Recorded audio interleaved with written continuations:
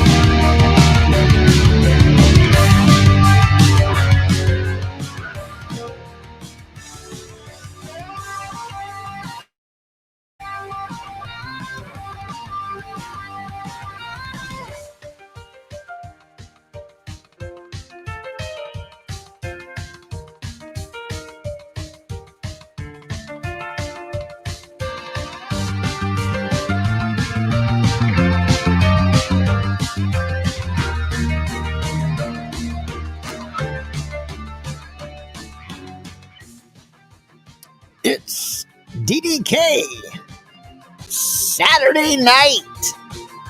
Welcome in, everybody. I know some of you are watching the pay-per-view tonight, and maybe you have us sitting on the side. If you do, we go so greatly. Thank you for doing that. We're going to have a fun time tonight. We usually don't go up against the pay-per-views, but this one to me is... I have no interest in that lineup. I have no interest in who's wrestling. I have no interest to see a Prime bottle. I have no interest to see Pat McAfee wrestle. That is it's just a terrible lineup. I don't know what's going on. Hopefully it'll get a lot better than what's been going on. But that's just a terrible lineup to me, and I have no interest in it. Thank you for wherever you're watching around the world here over on Twitch, Truth Social, and on the YouTube page. We greatly thank you so much for joining us tonight. We've got some surprise guests for you guys tonight. We have some giveaways that we're going to do. We also have some special announcements. Something groundbreaking. Something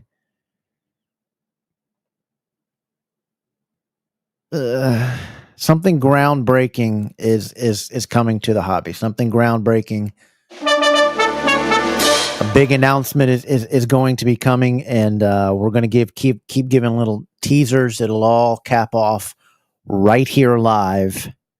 So appreciative. It's going to be right here live, May 31st on Double Dropkick Podcast. It is going to be an epic time. As you guys know, I'm KEV Kev.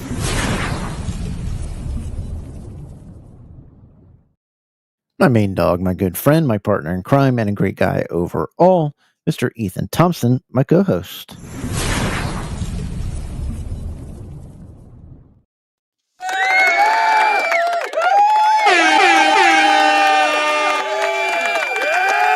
What's up, buddy? You know, those of us that work for a living, we go pay our bills and things like that. You can kind of tell what kind of line of work they're in by like their tans. Like some people just don't. They work indoors. You don't get much sun, like Carnival, ghost white. Me, I work in a warehouse. So like hand tan, arm tan, face tan. Look at that. Look at that tan. Because I wear hoodies all day. I just noticed, I was like, dude, my tan, bro, I'm looking like Carnival over here. They call that, what was the other thing that they call a trucker's tan? Yeah, it's bad. My dad had it from being a truck driver so many years. His hand was always, terrible, but he used to get out in the yard all the time, so it evened out. But when he come home. One was like, dang on, did you stick that thing in a Subway oven? Right.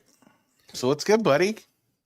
Nothing much. The house is 95% fixed from the tornado.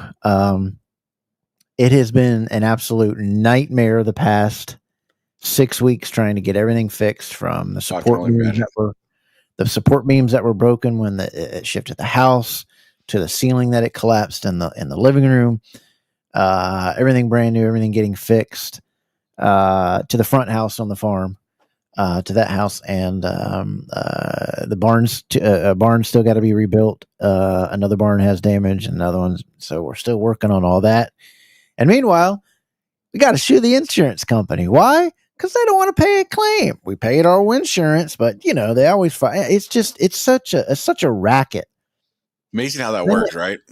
It's such a racket, and it's not even our insurance company. Our insurance company is great. We've used State Farm for 60 some years through this farm and through our stuff. But in North Carolina, because of all the hurricanes, there is a separate entity through the state called a windsurance. It's wind insurance, a windsurance policy, but they're their own separate entity. So you pay your insurance, wind insurance, and whatever. But then they send structural engineers out, and then this out, and they got to do this out, and this out, and then they send this guy out, and he's like, the National Weather Service sure said you had a tornado. I look at it. No crap, dude. You see the house, see the next farm over, no buildings, no whatever. And then, they just don't want to try to pay everything. So it's like, okay, I'm just going to sue the. I think I don't know if it's State Farm in general. They're starting to have a track, because they did the same thing in California with the when we had all the wildfires, right?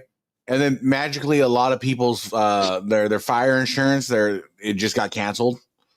I don't know if that, but I'm not going to say anything bad about State Farm, because they've taken care of us. This is you go through your insurance, but it's a separate policy through the state that you have to buy, because we live in a hurricane area, and it's a wind insurance. That's a wind policy.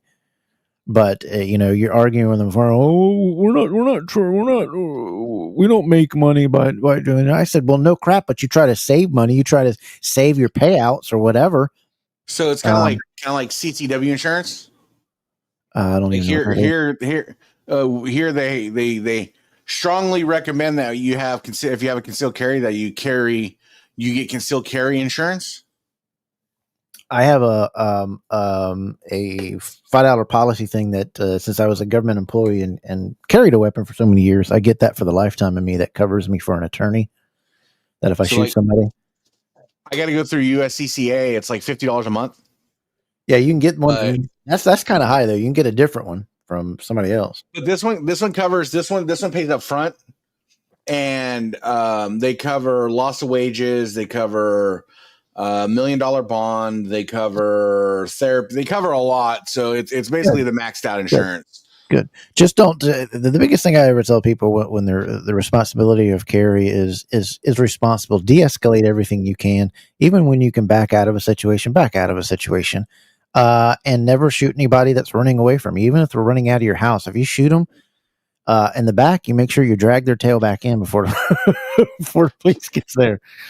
You know what's the funny part though is almost every hobby has a thing for 24 karat gold. So it's 24 karat. Fighter. Yeah. I showed you all my fun little tool. I think last night. Yeah. I showed me all your stuff. How's everybody doing there in the chat? I know there's some people that absolutely, and I don't know why, hate when we acknowledge people. I don't know if they were talking about their show, but we do another show, but we do the same thing. And I'm going to let everybody know here, we acknowledge all your comments, and we love to say hey to each and every one of you when you comment. And I've told you, our tagline is tune in, comment, and be a part of the show. We have enough comments on this show that we interact with everybody, and we tell you to comment, and we want you to comment, because this show is for you, about the hobby, and to help you with things. And stay around at the end of the show, because apparently my name was mentioned in something. And I don't know why, but I'm certainly going to clarify it, because you can take that toilet paper and shove it straight up your ass, or I'm going to visit you personally. You know, that goes for the people that watch us, that hang on every word we say, but don't comment and don't like, don't subscribe. It's interesting. We do skits here, and if people would watch the show each and every time, they'd understand that when I introduce Spanning the Globe, I do a joke skit where I talk about what they're going to talk about. And the joke last week was toilet paper. Are you an over and under the guy? The other time was, are you a pointer finger booger picker? Are you a thumb booger picker? We do fun things like that. But you didn't understand it because maybe you use toilet paper as your writing and your note taking for yourself, that you took that too far to think it was about you. Nothing is a show about anybody. Hazard was on it too. Yeah, it was a fun little thing that we had, and we had a good time with it.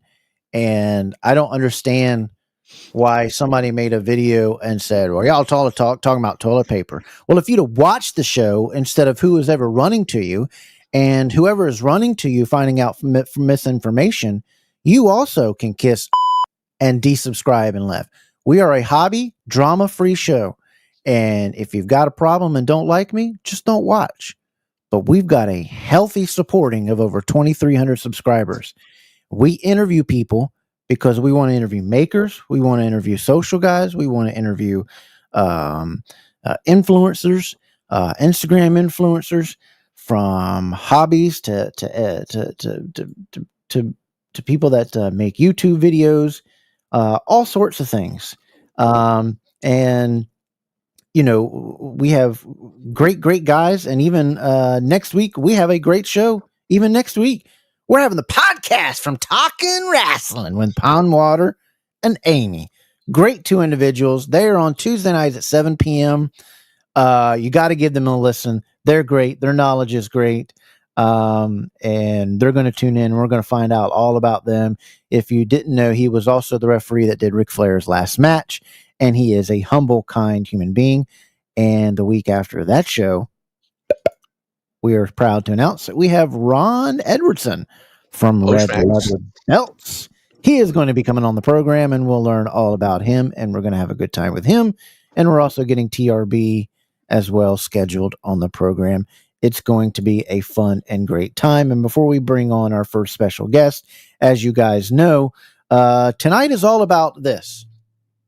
All these words that are thrown out in the hobby, and so many people come into the hobby and they go, what is HD? What does that mean? What does SD mean? What the heck is CNC?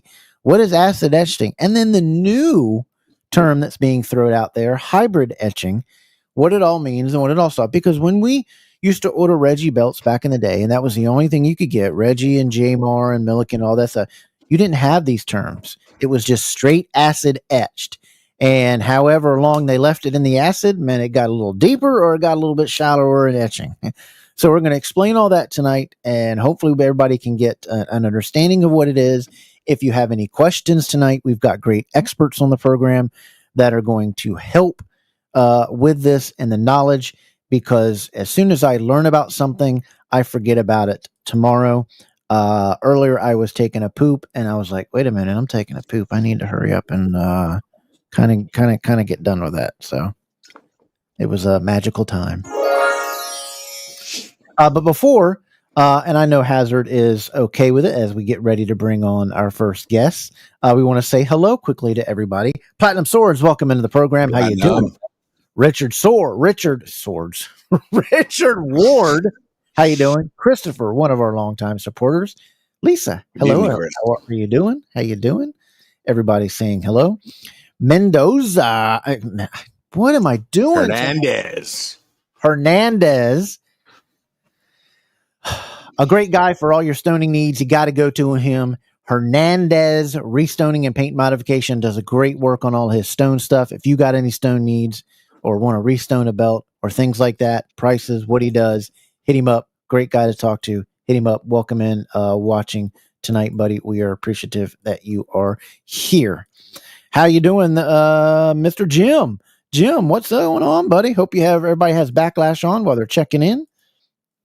Everybody saying hello to there. Chris is just one of the nicest guy. He has to help say hello to everybody, and we love it. Tyler Dove, welcome in. How you doing, buddy? Beautiful. Hope you're doing good. Ben Walker, our prayers with you. Came through his little procedure successfully. He is resting at home. He took the night off the other night on Spanning the Globe, but we've been in chats with him. We usually do video chats and stuff and fun at night, and he's sounding better, looking better, and feeling better. Pray to him, take care of him, and as always, leave the hobby better than you found it. If not, get off my lawn, he says. Hope everybody's doing good. Max. Get that drink from the DD Belt Bar, baby. We're doing good. Natch. Vince from ORM. Hit him up if you have any belt needs through ORM. He is the guy to go to. Deuce Legends. How you doing? Let me know when 20 minutes has passed when we're saying hello to everybody. Exactly. For it triggers some people, and I don't know why. Maybe because they have nobody to say hello to. Stop watching Backlash to watch say, hello, how you doing, buddy? And no offense if everybody turns us off and watches Backlashes. We have so many of you. I want to thank the UK. The guys over there, so many of you watch our show over there. So thankful to you guys. We have a lot of viewers from over there, a lot of viewers in the United States from over in the Northwest corner and New York area. Thanks to each and every one of you. Thanks to all the supportive messages that you guys send saying, hey, you get me through my workday laughing and joking. That's what it's all about. We do this for fun, and I enjoy it and love it. Thanks, Laverty. We appreciate that. Tyler Dove and saying hello. Absolutely. It's a travesty. I think the WWE Hall of Fame is a joke to begin with. I don't agree with some people that they're putting in there. I don't think that Triple H should have went in there before a lot of other people. If he was a humble human being, well, he might be. I would have just said if it was me, no, we've got too many more people to get in there before me. And Jim Cornette and Midnight Express are definitely ones that deserve to be in there. Big Kev is me. CJ from Northern Michigan Wrestling Society on Facebook. Go join that group. Have a good time with it. DDK and pay-per-view on. That's what we're talking about, buddy. Looking sharp. I appreciate it. Thank you so much. Mike M. Hello. So far, the matches have outdone WrestleMania. Hey, outstanding. Great. I'm hoping you're enjoying it. Keep watching us, Mike M. Thank you for watching the program, man. We're glad to have you. This show is better than the paper. Hey, we're trying hard. I'm just not interested in seeing Pat McAfee wrestle or a water bottle wrestler or whatever they're doing. Reggie Parks are hey Natch, can you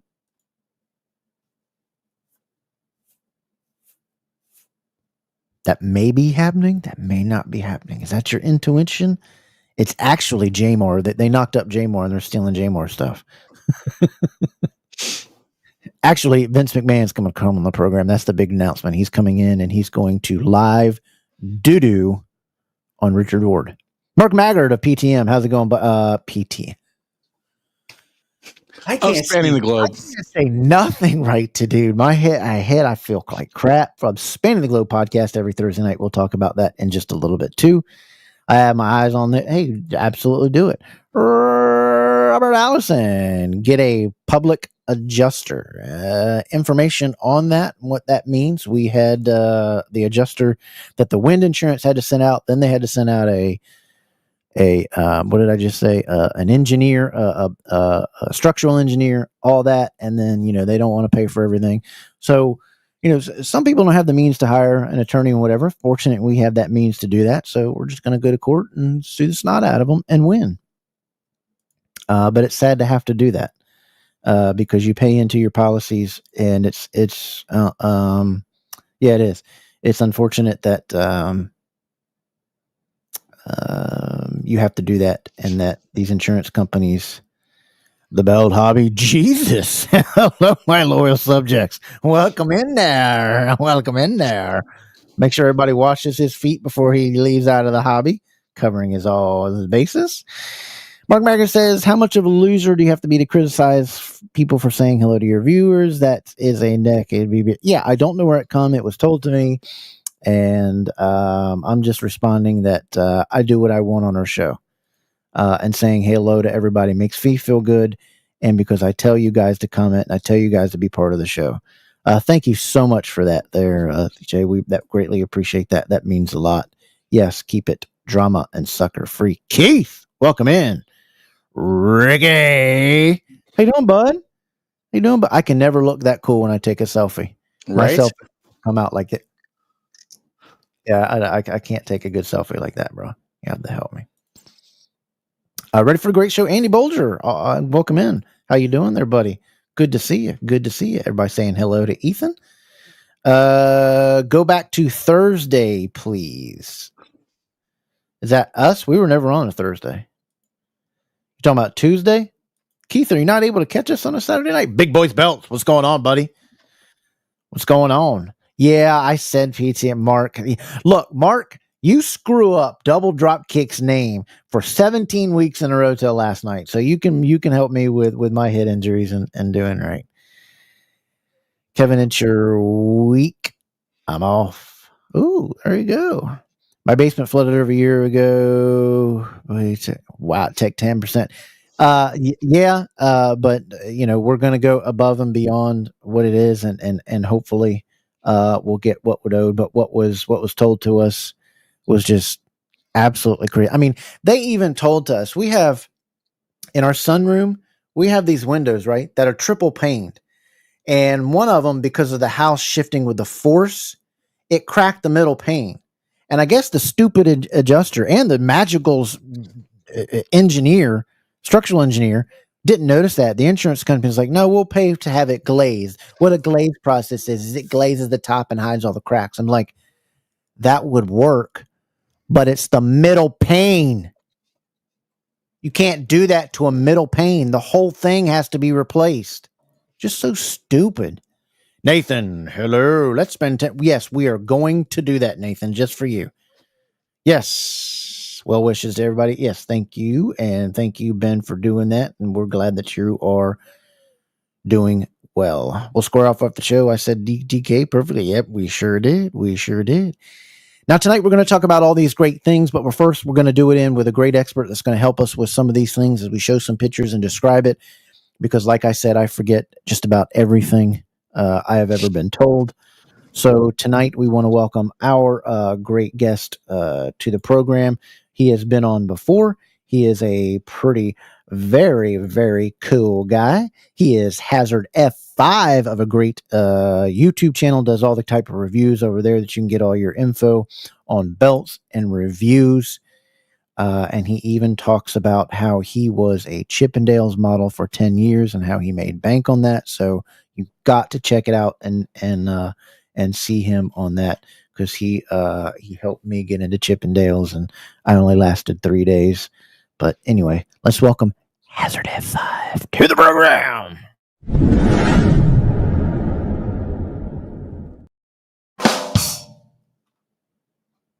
That was just me, but that wasn't supposed to be.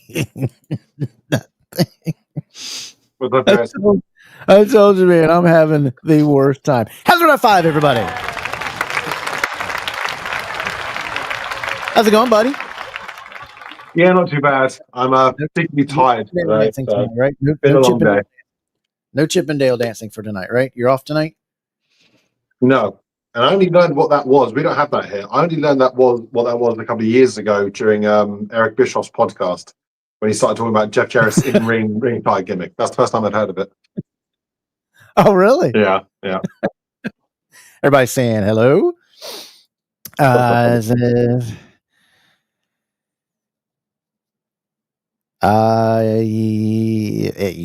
You've been diagnosed with CETE. Every one of the neurologists that we have said that's the worst thing for it. So you might want to talk with your neurologist again. We'll talk later of that. That was the worst thing for it. Hazard is the game. Yes, he is. Everybody's saying hello. Look at all that. Hernandez, what's going on, buddy? Everybody's saying hello to Hazard F5. Hazard, we have all these things in the hobby with belts and stuff, and we've had so many new people come in. All of us up here on the screen, we're old school, back from the early 2000 days of when you didn't have all this stuff here. And I think the first thing I want to cover is us talking about this HD and SD stuff and how it came about. I want you to give your thoughts first as we show what makers now call SD and why it's being called that and how that happened. Lay us into that. I mean, at the end of the day, all All it is it's just different terminology they use for the different levels of quality of belts. I don't like the terms HD and SD because it implies that what they're doing to make the belt or to etch the belt is completely different when it's not. Like if you record something on a HD camera, it's going to be a high definition based on the technology that's being used. If you use a low budget camera, you're going to get SD. Kind of similar to acid etching. So HD essentially is the same process. It's layering the plates, it's layering the zinc, it's etching it with acid in a machine wash, that kind of stuff. Very much the same with the SD. The only thing that really changes between HD and SD for the most part is they take better care of the process with their HD orders, which means they change out the acid more regularly, so it's cleaner.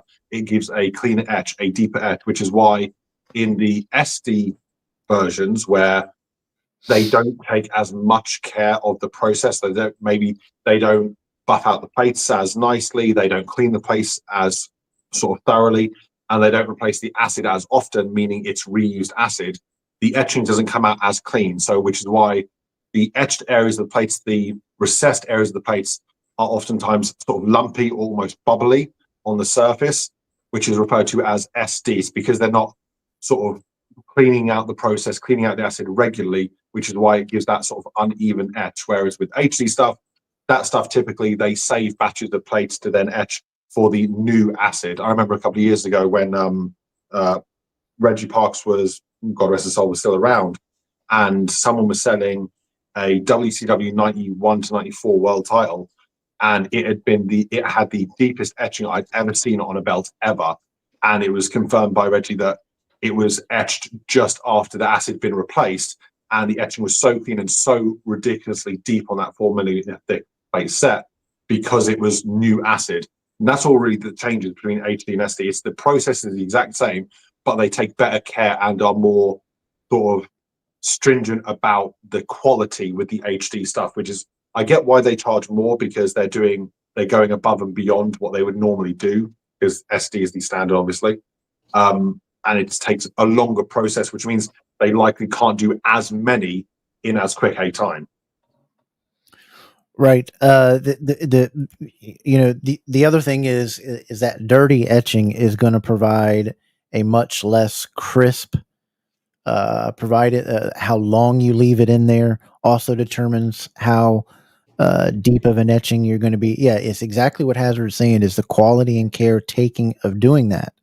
Also, what you'll notice, and I think Hazard, you can attribute this to this, is when you'll notice some belts that have dirty acid. When you would have the sharp crispness of, it would look like an iceberg. It was chiseled, but it was straight down. As the acid gets dirty in some of these things and some of these belts, and especially some of the belts that they'll call SD, that chiseled iceberg look or that etch starts to curve outward and away from the belt, becoming it flat, and it becomes a much more mush looking effect, and it becomes more not so chiseled. So it's not straight down in like this, like you have on a belt, and we'll show more pictures of it later. It curves away from the belt and it looks more mushed in. Yeah, it basically goes from like a right angle to a 40-degree angle on a slant.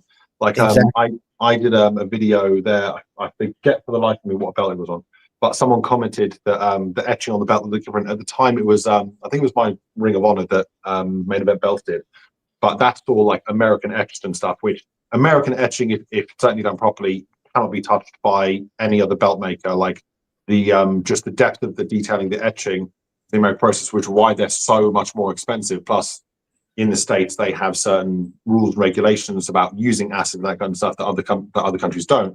But just the detailing and how the etching just drops sort of straight down directly onto the plate compared to the angle and stuff. Some people commented about it, and I said, well, that's because that's the difference in the quality, is that's what it's supposed to look like, but oftentimes it just doesn't.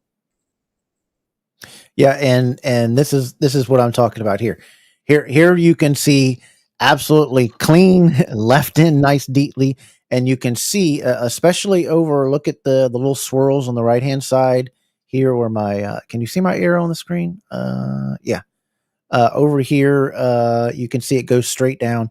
And look on the USA part where that is not sloping away, but is going straight down, giving you great depth. And if you were to look at it at a side angle, it looks like a chiseled iceberg. I mean, it looks chiseled in. It looks like that. You're looking at something from Italy or Rome that is chiseled in like that. It has that great look to it. It gives great depth to it. It does not look like, and I say this all the time, to where you will get a plate.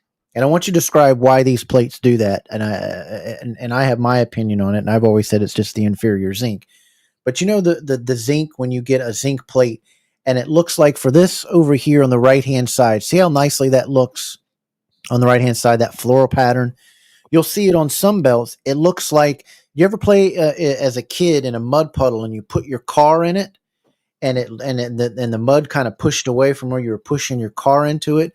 A lot of these emblems and a lot of these symbols, especially like the stars up here and some of these side things, it looks like they were pushed into something that was wet and muddy, and you get this like puddled ridge all the way around it. It looks like it's stuck in mud.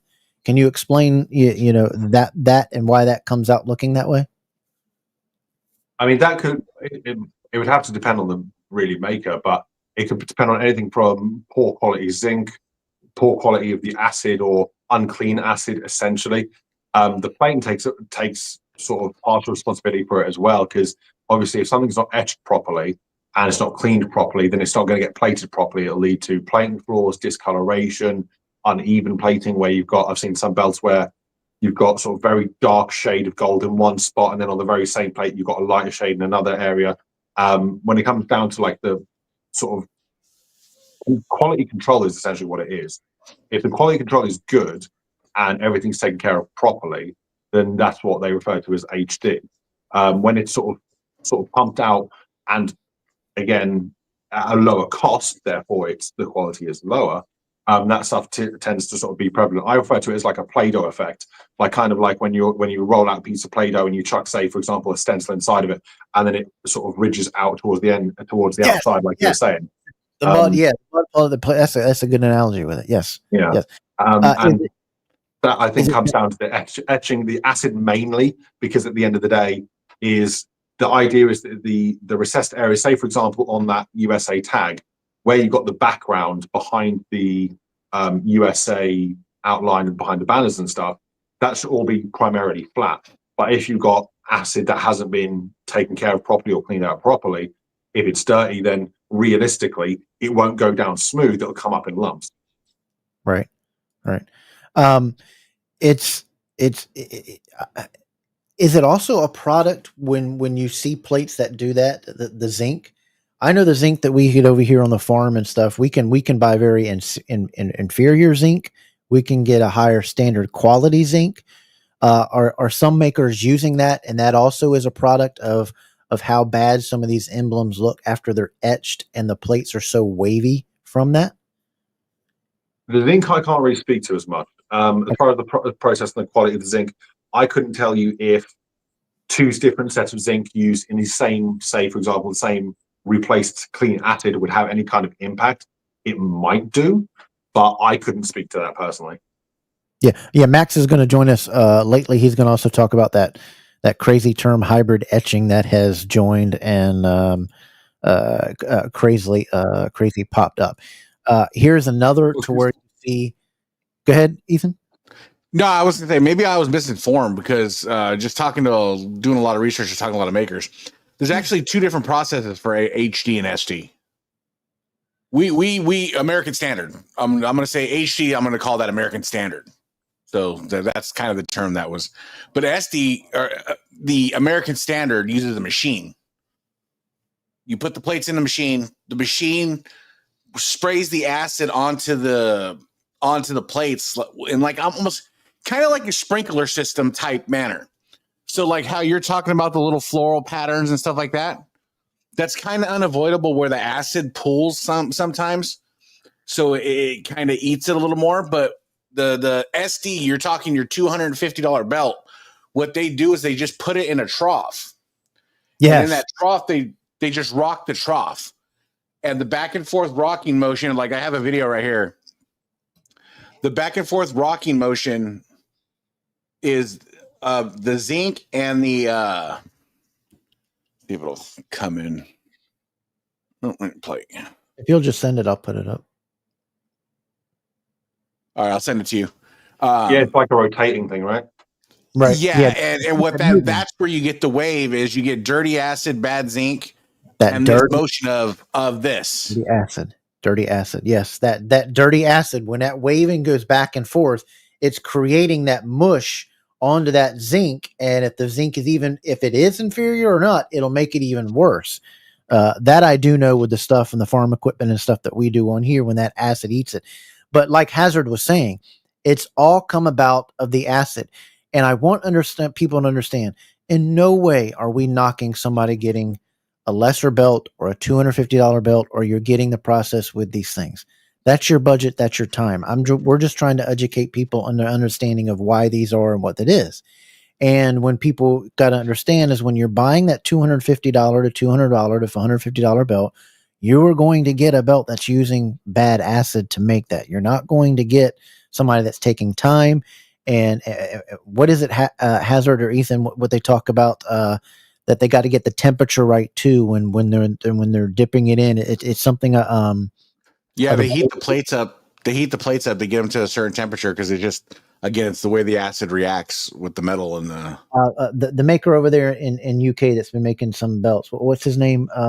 Great belt maker who made some tribute belts. He made the Vader tribute belt. What's that maker?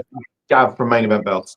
Main Events, yeah. I think he has talked about that's one of the most painful things and tedious process is getting that temperature right and having the right thing. And I think people need to understand that a lot of these makers that do that are using stuff that just doesn't care about what Hazard was saying, the quality control about it. Send that video. Yeah, I mean, the thing about it is obviously you got two different schools of thought. If you want something top tier, if you want something cleanly etched and all that good stuff, then you're going to be looking at a higher price. If you have a budget for less than that, then you've obviously got the SD option or the replica option. But what you have to bear in mind is that if you're paying, like you said, Kevin, that lower fee, the quality by nature will be lower. There's nothing wrong with that. But that's just what you're going to get, unless you're buying, say, you're getting a deal from a sort of used belt on the market kind of thing. What sort of catches me is when you have some people, when their collection, everyone can get whatever they want, but when you have someone that says that one is the same quality as the other one. So an SD is as good quality as an HD. And one thing that I say constantly on my channel is that, like, a design is like your opinions on a design. That's all subjective. It's an opinion. Like, some people out there love the winged eagle. Some people out there love the big eagle. Some people love the big gold. Some people hate the big gold. Some people hate the big eagle. That's all subjective. But quality is objective. You can look at two things. You can look at two belts, the same design, same artwork, one made with better etching, better quality etching, or American style etching, and SD etching, and you can tell that they are not the same. And that's just sort of factual information. And where I draw the line is when someone tries to convince people, whether that be a belt maker or someone selling a belt or something like that, where they try to make out that this SD one is the same quality as the other one. That's just not the case. But and not only that, you go from quality of etching. You just if you just factored in the price of everything, etching the plates, leather. Then let's a lot of these guys, for $300 you're going to get 24 karat gold. You're really not, because the price of gold right now for a gram of gold is roughly the size of a stamp, like a postage stamp, smaller. For a 24 karat gold, it's $106 a gram right now. You're gonna 24 karat gold belt, but a gram of gold probably gonna coat your belt. $106 right there.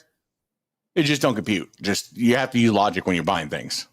Yeah, no. I mean, someone sent me a picture of a belt there the other day. I can't remember for the life of me what maker it was, but they had it on for sale, like ready in stock in their group or something, and asked me on my opinion on it.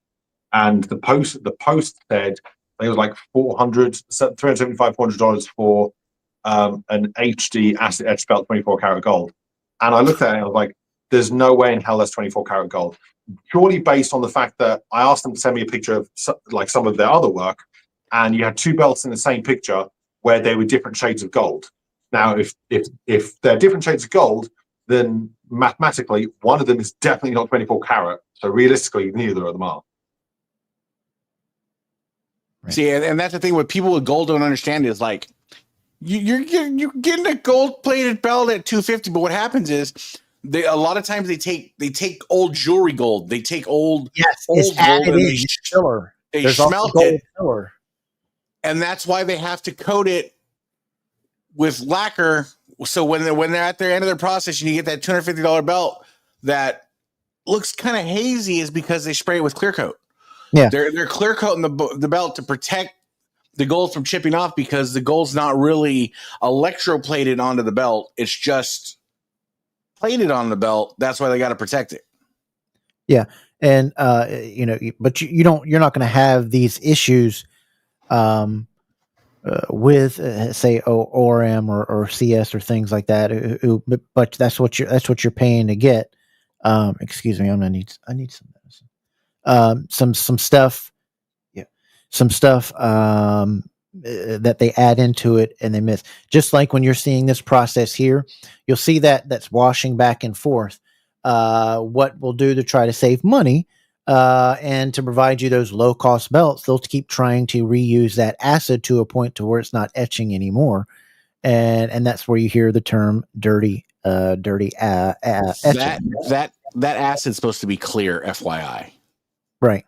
That is very, very dirty acid. From when we put our machine points in there, that acid also there is mixed. I guarantee you that it is mixed, and I'm not going to say because I don't want to speculate, but to get it that way, I bet there is some oil product in there to allow it to slick and not stick as much, so that they can reserve the more acid in there. When we put tractor parts in there, we do the same thing, because we don't need that. We just need the grit in the tractor part. It doesn't need to look like it's going to be on somebody's neck going into a rodeo show, a rodeo buckle. It doesn't need all those things. It can come out looking like a turd from Taco Bell, but you want the grit and the bite into it, and that's why you're adding into it. So when you add a little bit of oil to that, you're creating it, and what this person here is trying to do is to get that to stick and boil into there, but he wants to keep it moving, because if he doesn't, it's going to do more damage than not. And also doing that I don't know if I saw hands. Did I just see a hand in there? Do you see a hand on the tray? I mean, it looks like there's a hand. Yeah, this stuff is extremely, extremely dangerous, and not a fun thing to mess with. That's a hand right there. That should tell you how watered down that acid is right there. Because if his hand was touching there or whatever, if you don't believe me, open up one of your batteries and see what do you think of that acid. I've now got an image of a guy just like with two hands on a seesaw going up and down. Right. Max says that's brass in that video, and that might very well be. And we'll be talking to him in just a minute, and we were glad of his expert opinion too. I've seen a lot of men do etching and do around floating. Yeah. I love all the content. Hey man, we appreciate that. We're trying to educate you and help you with all these terms. And again, we're not knocking anybody what they can afford or what they buy. It's just everybody, when they come into the hobby, wants to know what these terms are and what they mean.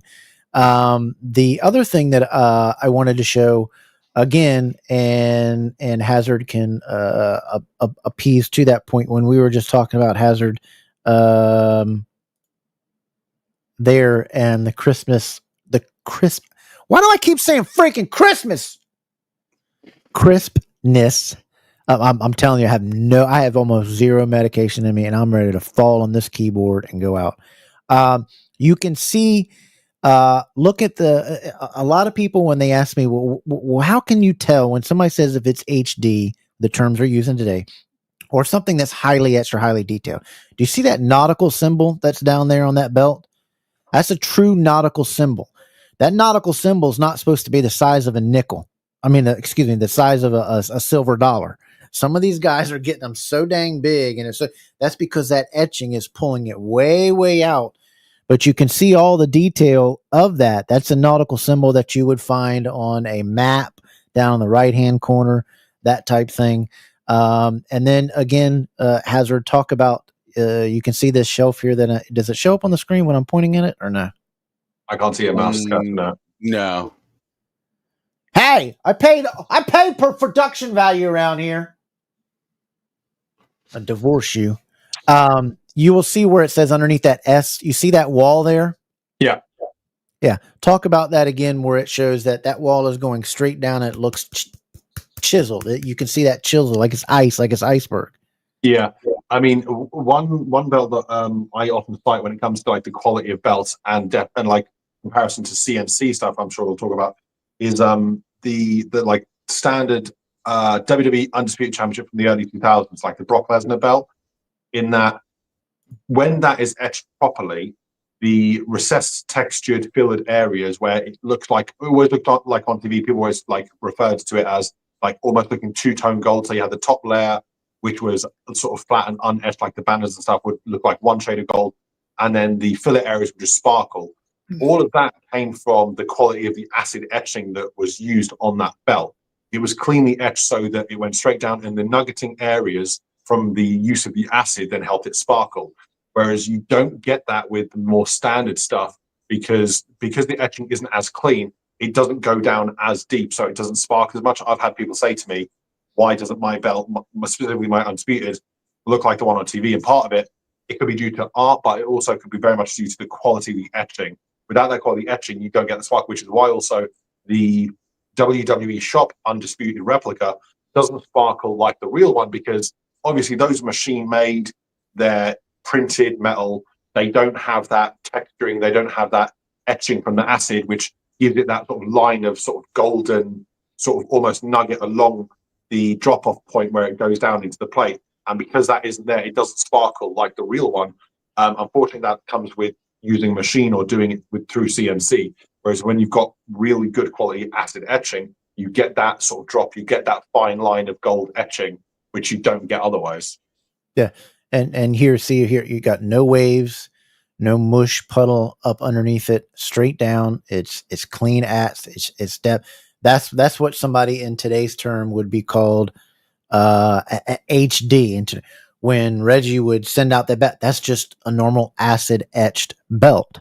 But I want people to understand, when you said acid etched, this is the look that you're going to get. That chiseled look. Now, regardless of the depth and what we're talking about, is the maker's going to say it's SD or HD. But that's the look that you're going to get if somebody says HD for everybody out there, or if they say acid etched. That's what you're looking for. You're looking for that chiseled pattern. You're looking for that iceberg effect, that stone chiseled look into it. You can see it there on the curve. You can really see it around the ring post there, especially the stars. You'll be able to see it. You'll see it on the tripods of the TV camera there. That you'll see it too. And you'll also see it easily in the depths here of that WWF, how it goes perfectly down.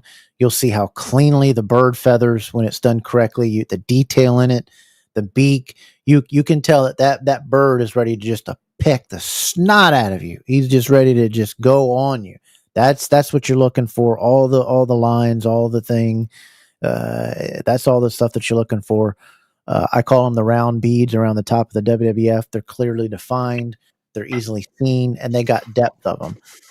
That's the stuff that we're talking about when we talk about acid etch or HD. Before we move on to the CNC, did you two have anything else you want to do to help people understand why these terms are being used and what they need to know, or anything else to add on to that SD or HD term? I mean, nothing really. I'm, like I said at the beginning, I'm not a fan of the term HD and SD personally. Right. I would rather them call it sort of like high tier, low tier. For marketing purposes, probably not the best idea. But like, I would have named it something different. But at the end of the day, with HD, you're going for the more top tier level, acid etched, gold plated, and you're going to get a more quality belt closer to the ring used ones. whereas SD, it's more for the budget consumer, if that makes sense. Yeah, and it's just something to where I had some comments, or they hate that these things or these terms are used, and I think we're at a point where we're never going to get rid of them. So I thought the best way to kind of do this show is just explain what you're going to hear from belt makers and hear from people in the hobby, because I think it's just an uphill battle to be able to correctly turn. But I think people, once they get more into the hobby, they'll start understanding once they hear people talk that have years from like Hazard in here, or good belt makers in here. Even people that have issues with Dan. I mean, Dan's still going to tell you, some meanings of things and this, that, and the other. Or Ron will still be able to tell you certain things or what they mean, this, that, and the other. People are always there to answer those type of questions and those things. But for me, it was just, we need to explain these terms, because we have new people coming into the hobby every day, and don't, please, in these groups, and I know you're an admin in a group too, don't laugh at people when they're asking what is SD, is this HD, or even if they say they show a belt and they show it wrong, don't do that. Be nice to these people, help them out. Everybody was new at one point. Be kind to them, help educate them in a way. And even when somebody says, what do you think of this belt? You can be tactful about it. You can be humble about it. You don't have to say, that is pure tea crap, dude. What are you talking about? You can say, hey, just wanted you to know my honest opinion is, I don't know what you paid for the belt. Maybe ask that and say, well, for $250, this is what you're going to get, because do you see that? And educate them why it looks this way, why it's mushed that way, maybe have why it has plating issues and this, that, and the other. Those type of things. Hazard, give us the lowdown, and we're going to do this also with our other guests too. But Hazard, here we go with the CNC. And in my opinion, and give me your opinion, and if you've got a maker trying to say SD and this thing, I tell people, the SD thing kind of needs to die. We need to, even though we're still not going to get rid of the terms that we want, just say HD and then say CNC. I hate when people say CNC. Do you want CNC HD or do you want CNC SD? As a person who has a machine sitting in the barn, CNC barn, the only difference in how deep and how depth that goes in cutting that plate is you typing in a number on that program and hitting enter. That is the only thing that changes. I want to be clear. Do not let a maker charge you more for giving you a term. Well, this is CNC SD and this is CNC HD. It is the difference of him typing in a number on a pad. That is a scam to do. Don't let them do that. Hazard, do you want to imply on there? I saw you shaking your head like, yeah, I'd like to beat a maker that says that too. So it's going to be an unpopular opinion. I do not like CNC belts. I just don't. No, that's fine. Everybody has that. No, that's fine. The only CNC belts that look good and are done well are 3D belts. Thank you. So a 3D big gold, nugget textured, Cody Intercontinental, that kind of stuff. If you've got a belt that is typically 2D etched or is typically created with acid etching like a Winged Eagle or a classic Reggie IC, to me, because there's no etch line from the acid giving it that sparkle, it looks too much like a replica to me. It doesn't have that same pop to me. And like I said, if you're doing something that was created with a CNC machine originally, thus making it look like the original, like a JMR 3D Big Gold or like the JMR Nugget IC, then for those purposes, it does it really well. There's no such thing as an HD or SD CNC. There's just CNC. Now, there are two different variants. There's CNC done well and CNC done lazily. Because with a CNC machine, essentially the machine is basically, it's oversimplifying it, it's dremeling the design into the plate. But once that design is dremeled in, it then leaves track line markings along the plate, which you then, as the maker, have to then buff out so that they're no longer visible on the plate. Yes. So, say that again, though people understand, because people don't understand about those lines and why those lines are in there. I've got an example here just by my feet. So when a CNC machine is creating a belt, just like there in the image, you've basically got a Dremel machine that dremels out all the details, all the stone holders, all the line work, all the lettering and everything else. But after that's done, the belt has to then be buffed out and sanded down to get rid of those tracking lines. So you can see there on the left-hand side of the screen, those little lines that are there, those have to be buffed out. And if they're not buffed out, it looks awful. And it takes so much away from the belt. And so I've seen so many makers that don't buff out those lines and then claim it's HD CNC, this, that, and the other. So like there's CNC where they've buffed out the lines properly and done the best job they can, making it look clean and flush. Or there's lazy ones that they haven't, or maybe that's the wrong word, I apologize. Lower quality ones where they haven't buffed out those line works and it just doesn't look right. And that's why I don't like CNC belts unless they're, for example, the JMAR 3D Big Gold is a perfect example, because with that model, because of the line work and the 3D semicircular arched floral and the texturing in the background, it kind of hides those lines that you get from the CNC machine because of the filler in the background. I'll show you an example. I don't know if this will show up on screen or not, but here I've got, so this is an Altair belt CNC machine made Cody IC. Now, like I said, this was done with CNC machine making. Now, the line works have been buffed out fairly well in the banner area, but if you look really, really closely, I don't think they're going to pick it up, but I'll give it a shot. But just in the gaps here between the eye and the star, you can see some line work underneath paint. Now, as far as like buffering out, that's okay. It's not the sort of best buffering that I've seen, but with these kind of belts, the more detailed the belt, the harder it is to do. Right. So, for example, if you've got a belt with little nooks and crannies that are flat etched, like again, the 3D Big Gold is completely covered in artwork, so it's a non-issue. But something like this, where you might have, say, for example, and I'll show you up here on the side plate, you've got the grapplers, where you can see the inner workings of the grapplers, because they are so fine and you can't really get any tools or any equipment in there. You do see some of those track markings where they're a bit blurry, so they can't actually get those out because they're so small. But larger belts, where like a classic Reggie IC, where you've got these open spaces and it's just flat, you'd have to buffer those out very, very carefully for them not to be visible. And I've seen so many people not do it. Another good example is with when Fondue Belts started producing the NWA Domed Globe Championship on television, and that one was riddled.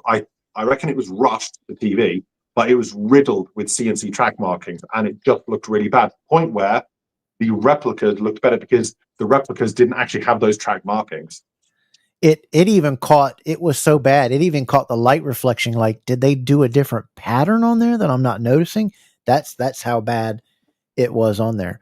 And before Ethan gives his take on the CNC stuff, because he was the one doing the research, it also matters about the bits. These bits are very expensive, and these bits can get very, very teeny tiny.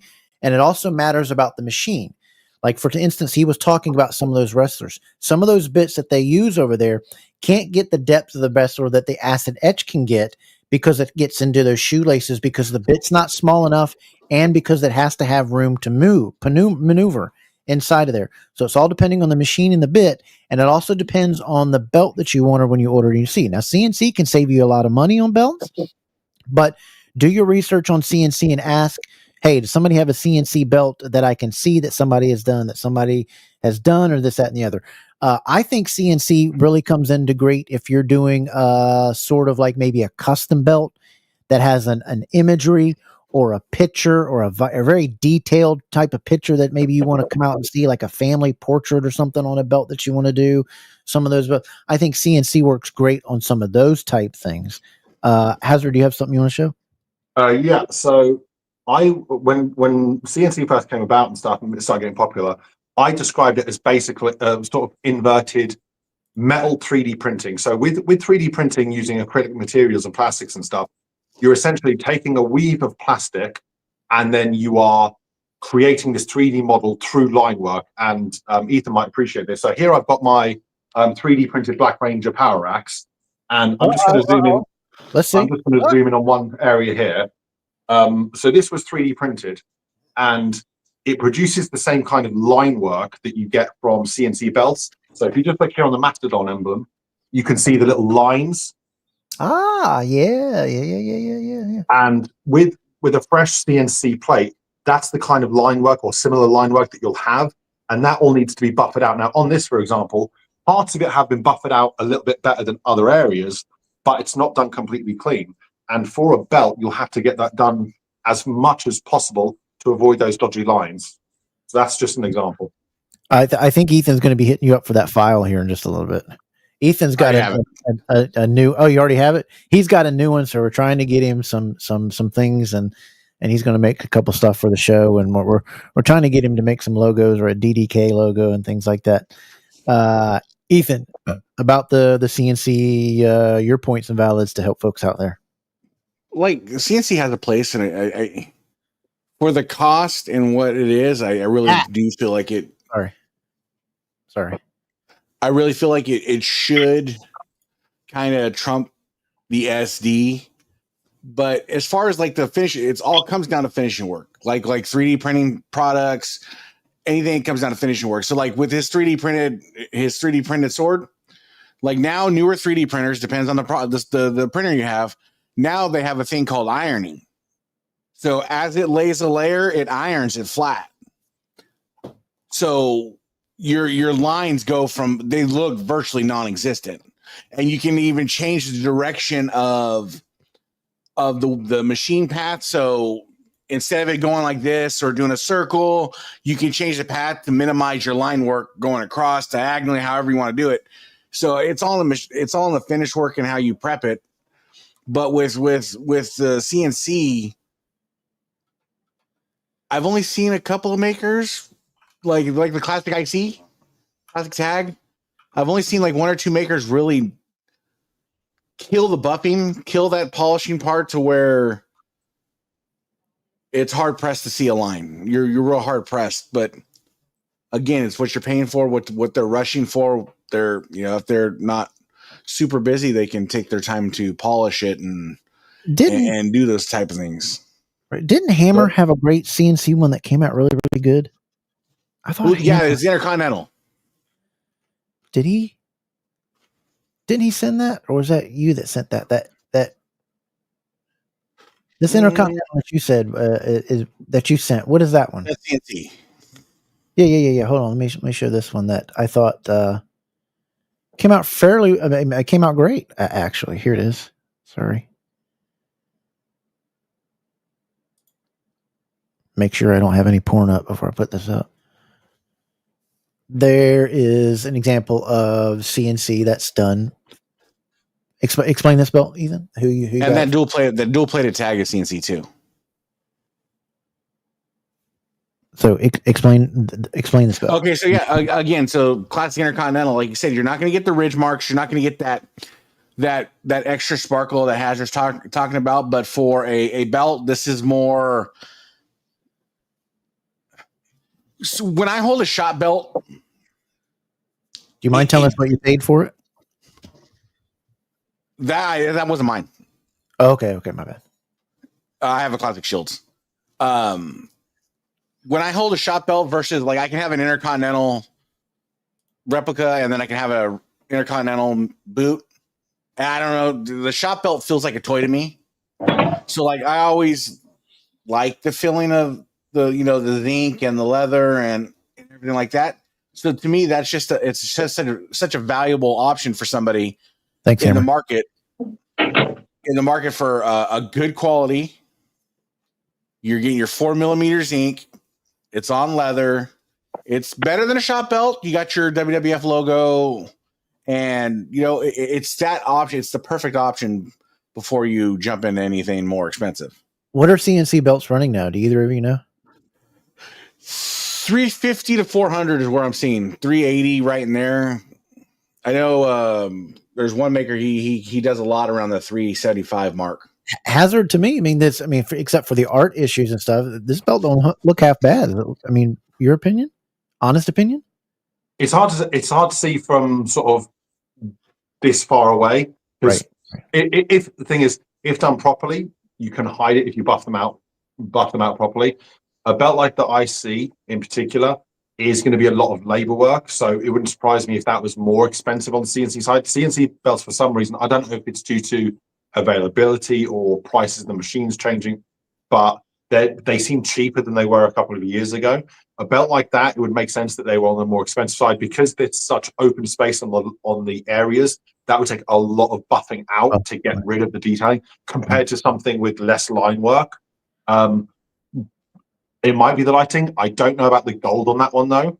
That looks very powerful. It doesn't. Yeah, there's it's coming out more silver, and the plating is the but the over yes, that iceberg, yes, right.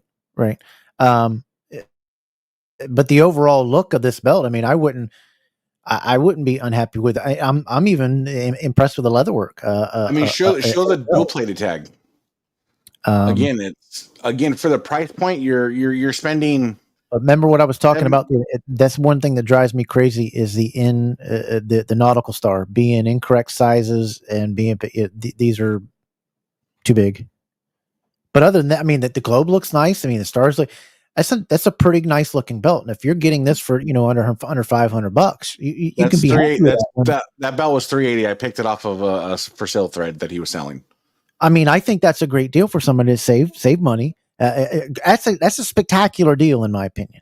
You're getting a nice looking belt. You may not be getting the right plating, whatever, but somebody that has that's the way to go. If you have a budget and you want to collect more or quantity, I mean, that's a beautiful looking belt. I think the leather work's even nice. I'm very impressed with that CNC work.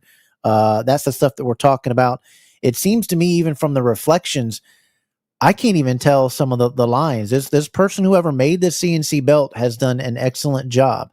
I mean, I see some plating issues and the platings are right, but that's irregardless. That's a 350 belt. That's what you're going to get. I think that's great custom belts. I think. Yeah. I recognize the cow carpet. Oh, okay. See, that's like Nawaz. One day I'm going to get a belt. That sheet's going to be my backing to a belt. I swear to God, that sheet in his picture is going to be the backing to one of my belts. That's what I don't understand with some of these makers. If you do something good, stay with it and hammer it. Hammer that belt. Make your money on that. Do a good job, and then do it away. Aside from it being a boot and being a that, I'm not going to get into that. I'm trying not to piss everybody off. I'm just trying to help. One thing with CNC stuff is obviously you want something done properly and done effectively to the point where it looks like very, very high quality. One thing to bear in mind is that if you're going to order a paint heavy belt, like say for example the original WWE US title, which was just the giant flag on the main plate, paint will hide most of the milling lines anyway. So if you're looking for a cheaper option, CNC is certainly there. And if you're worried about milling lines and it's a paint heavy belt, then you don't have to worry as much. Great point on that. I think the art is off on this a little bit. Hazard's a man to know on the heart. I think the font's a little bit off on the champions. I think the art is a little bit off. The font on the tag team and the words there. I can't quite see it because I'm looking on my phone, so it's quite small. I'm sorry. All right. But again, as far as artwork is correctable, get with the maker. Be like, hey, this is what I want to change. Walk them through it. Prove the artwork. That's one thing that drives me insane because you can charge different prices for CNC, high quality acid etching, all that good stuff. Quality artwork costs nothing. There is no extra cost for that.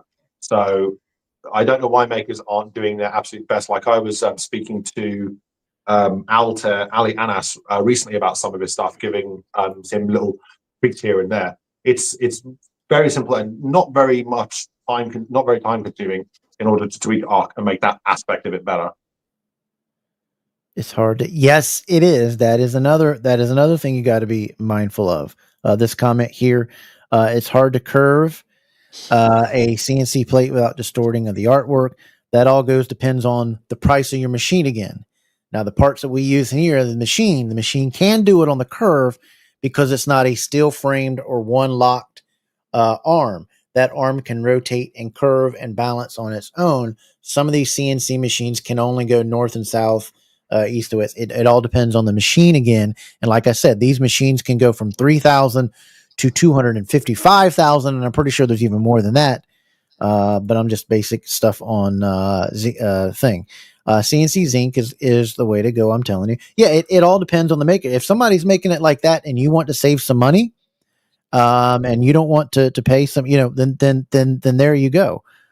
This is the perfect SD guy option. Like if you're an SD guy and you're happy with SD, this should be your SD. Like I said, babysit them through the artwork. Once the artwork's corrected, you're fine moving forward. I remember. Hey, send me the artwork. Yeah, the acid. Go ahead. I'm sorry. The acid etch platinum we were talking about because you can tell it just because easily you see the chisel. This is not the one to be able to show a good one on. I've got my American etched SmackDown tag here. I'm just going to flash it up. So with the 2002 SmackDown tag, it was based on the original Reggie tags and upgraded by Jamar, and you had like the sunburst streaks in the background. Now I do need to clean this quite heavily, clearly, but on here you can see from like the line works and stuff how it pops with each etch line. You won't get that from a CNC because there's no acid causing that sparkle in the detailing. That's one thing that you do sacrifice with the CNC, so you do have to bear that in mind. There are trade-offs. There's pros with the CNC. Can you hold that vertical? Can you hold that horizontal? Can you hold that horizontal so we can see it again? Oh, sorry. So you can see there with some of the line work, it pops in this particular light. I've got quite a violent light behind the screen. I apologize for that. So you can see the detailing and how it popped because it's acid etched. Right. Whereas with a CNC belt, it won't sparkle like that. So you can see the etch lines are appearing a lot more yellow, a lot more gold. Whereas you won't really get that with the CNC because of the nature. It doesn't use acid. So you might lose that sparkle. So that's something that you trade off with the lower price of a CNC belt. Exactly. The thing that I'm talking about is everybody. I know people with jewelry have you ever a diamond cut? Have you ever heard of diamond cut? When a piece of jewelry or the rope necklace, they're called diamond cut because they're cut with a diamond that allows it to sparkle. As you see this plate here, that all those little grooves caused by that pure and clean and perfect etching and deep etch and a clean acid causing that iceberg effect, they do catch the light unbelievably beautiful. And it's stunning when they catch it. And yes, with a CNC, you might not get that. But again, that's a trade-off to what something matters to you and what something it doesn't matter to you. And that's all relative to the person. But Hazard is absolutely right. When you shine a flashlight to some of these belts that are that way, especially like belts that are done the way the C4 is doing them with.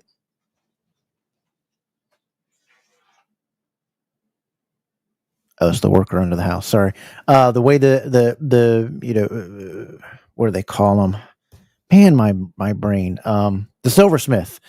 The way they're doing their stuff. When the light catches that kind of stuff, when they're actually doing hand carved stuff, the same way that it's just beautiful. It takes your breath away, and it's the thing that I love, and it just brings me right back down to peace and humble, and then all those memories kick in of who held the belt, who didn't hold the belt. But that is some. I'm very impressed with this CNC work here, and it's a way for somebody to save money.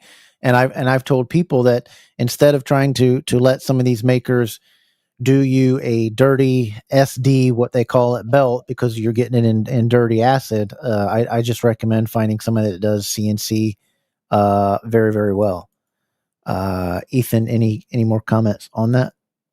No, like I said, I'm a fan. It has a place, but again, like Hazard said, artwork is free. If you guys see the artwork and you see it's bad and you guys buy these from these makers, get with the maker. Tell the maker, hey, let's correct this artwork real quick, and we're good to go. And that's even dual plated, and I don't see no lines in that either. Who did this one as well? That was another Great Customs. Okay.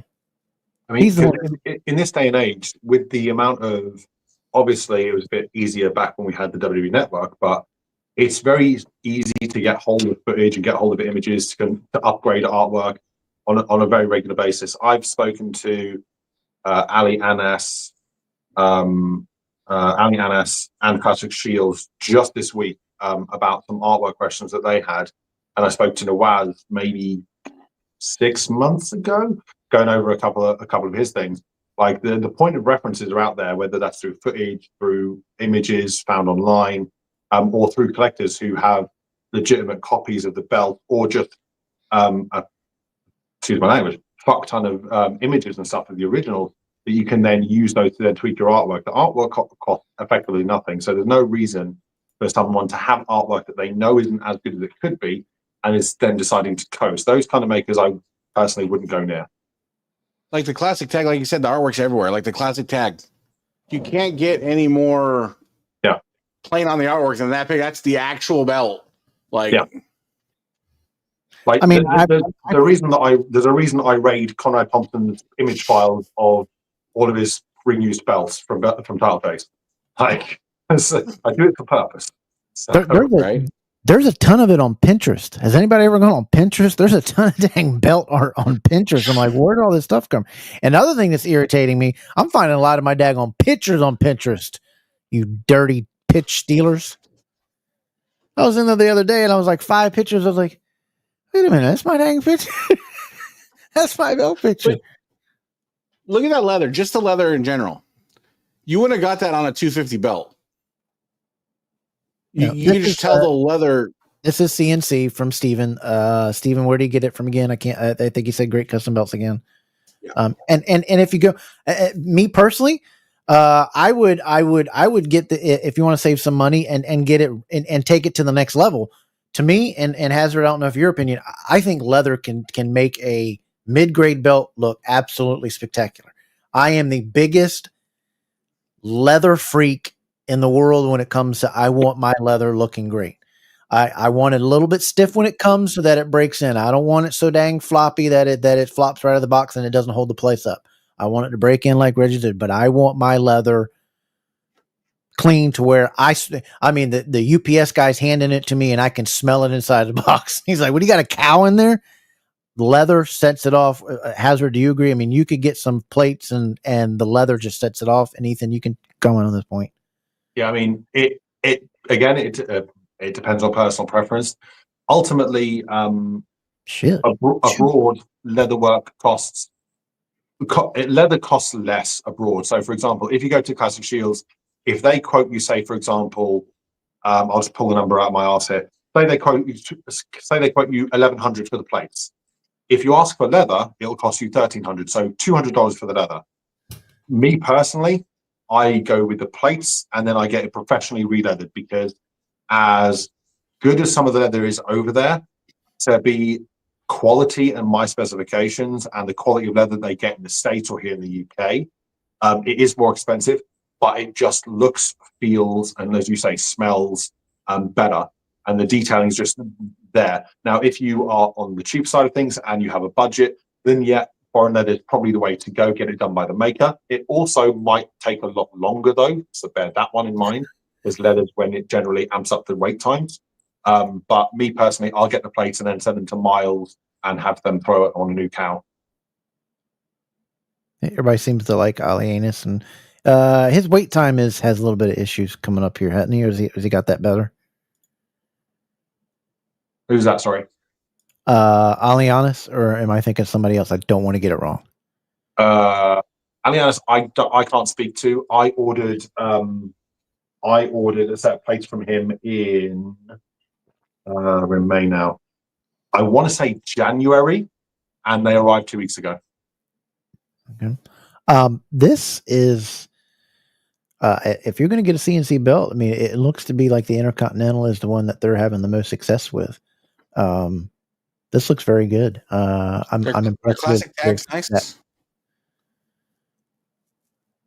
I suppose with something like that, you don't have like, apart from the banners, which obviously you can fill in with paint, and the globe, you don't have like those little tiny nooks and crannies that you have to sort of get into. But that's what would be interesting is if there was a shot, there probably isn't one. If there's a direct shot of the 6 cluster stars on the main plate, I reckon that is probably, fairly enough, that's probably riddled with lines on the inside, I'd reckon, because that would be a bitch to buff out. Yeah.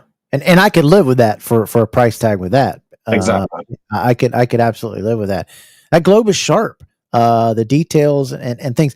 And this is what I think. I mean, if you're going CNC, in my opinion, just make sure of the intricacy of the belt. If it's got a whole lot of intricacies and it's got a whole lot of artwork in it, it's like the United States NWA a tag or a winged eagle. You know, that those have a lot of intricate details that some of those bits, if you don't have the guy having the right bit, it's not going to come out looking right. This has got a lot of nice open, what do you call it? Negative areas to where you have a whole lot of room in there and whatever. But I'm quite impressed with that. But that's over on the CNC type of work that we were talking about. But I remember about a decade ago when WWE replaced their championship with it was like the new big logo belt that Brock debuted. That was made by Orange County Choppers. And I remember when WWE like posted a video of how it was being made and stuff, because it was being CNC machine milled. I think that was made with aluminium or aluminum. Right. And so many people back in the day that messaged me was like, "Oh, there's a video about how WWE make all their belts," and I was like, "No, this is the exception to the rule. None of their belts are made that way. It's just that one." Yeah. There was also a video going around that we're going to talk about in a week or two once I break down the more video of a video going around. Ethan, fill it in a little bit better. You can explain it with my head stuff. The maker video? Yeah, the maker video where you saw in the shot there was like I have an obsession. Eight different makers were in that video. In this I have an obsession. I have this weird quirk about watching videos of like people in Pakistan, what they make. I mean, they'll recycle everything and do everything. Well, the other night I was watching, I was like, how to make a championship belt. And they literally was like a few different makers in the hobby that are known in the hobby. It showed them like they were getting their buffalo leather. They had these big old drums. They were doing their tanning for their leather. Then they'd go and they showed 3 different processes. They showed their SD process with the little rocky ship. Then they were buffing out some CNC. Then they showed the HD and they were showing them weld the studs onto the plates. And they showed the whole process. Now this was whose belt? I forget who it is because I've seen this picture. I forget whose belt was, but Hazard was talking about deep etch belts. That's the deepest etch belt I've ever laid my eyes on. That Hogan. Yeah. It's either a Reggie or a Dave. I can't remember which one it was, but it was somebody in the hobby posted this belt. It was their belt, and I believe that's a Dave. I've seen that photo and I've seen that filter, but for the life of me, I cannot remember the guy's name. But for me, the one I have, was it? For the one I have, the deepest one that I've is this belt here. I can get my fingernails all the way down, and then this is one that every time I see, I'm like, I don't know what y'all used. It was the freshest batch of acid I have ever seen, and I liked it. But that was that one on there. Hazard, you got one to show us? You're looking. I'm just thinking which one's my deepest etch. It would either be probably either my NWO one or probably, ironically, my United States one, which has the most paint, so you can't see it anyway. That's really fucking useless at the moment. But yeah, no, I was just having a look, seeing which one would probably be my deepest etch. It would probably be the NWO one, I'd imagine. Out of the bunch, yeah. But it all comes down to quality control at the end of the day. So I got you. Hold on one here. I'm trying to.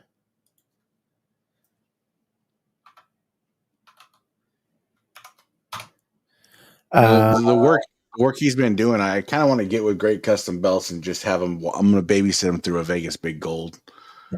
Hazard, you okay being on with Max here to go over with hybrid etching, or do you need to go? Yeah, I can hang around. All right, cool. I wanted to Max to, and then I wanted Hazard to also go in on this hybrid etching stuff. I apologize for putting on glasses. My these blue block, whatever, they cut my head starting to spin, so I look a little bit different. This one was, yeah, I was very impressed with his belt there. If while we're waiting to get Max on here, did anybody have any questions about what we've went through, what we've covered right now when we're talking about acid etching, the CNC, the SD, that stuff before we get into the hybrid etching? Did anybody have any questions for Hazard or for us? Or why we talk about toilet paper sometimes on this show, I guess. That seemed to be a topic. We can answer that too. But ladies and gentlemen, welcome a guy that does use toilet paper, likes toilet paper, just like everybody else. He is also on Playgirl's brand new issue that I just got. He looked fabulous in it in the new spread of HBK. He replicated that. Funny guy in the hobby, very cool guy. And we're going to bring him on right now. He is the owner and operator of Max Wrestling Belts, and they making the gold that champions wear. And you can hit them up on Facebook and even on the email that's provided in the Playgirl magazine if you wanted to hit him up as well. We're going to bring him on right now as soon as I can figure out why this isn't working. Ladies and gentlemen, please welcome to the program, Max.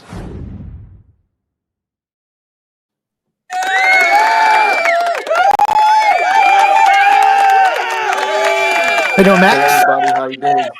Max, I know you were a fan of Hazardous 5 and the Oh show yeah, we big fan, had bro. last Like, week, and you were asking did I have any autographs from him, whatever. I said no, I'm keeping all my Hazard F5 autographs that I was keeping them, and I was gonna not share them. I'm sorry. How you doing, bud? I'm doing great, bro. You're How you looking guys good. doing? Looking good. I might use this picture Thank you, later, man. thanks. You're looking good. So Hey, sexy stud.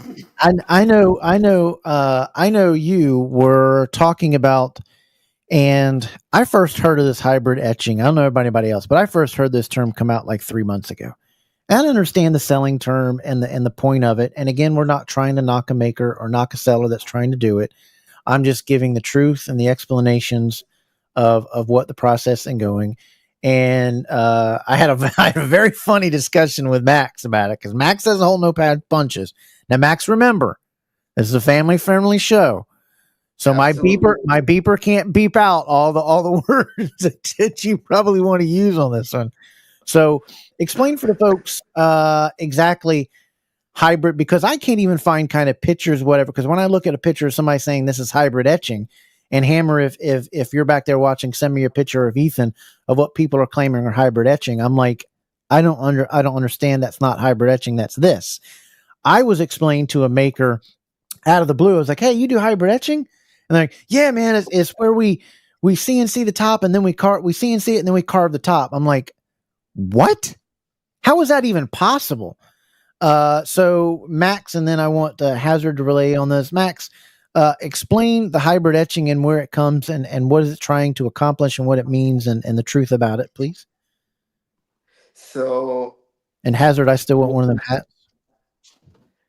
so one of my customers hit me up one day and he was like, "Do you have hybrid etching?" I was like, "Bro, I never heard about that term. What is that?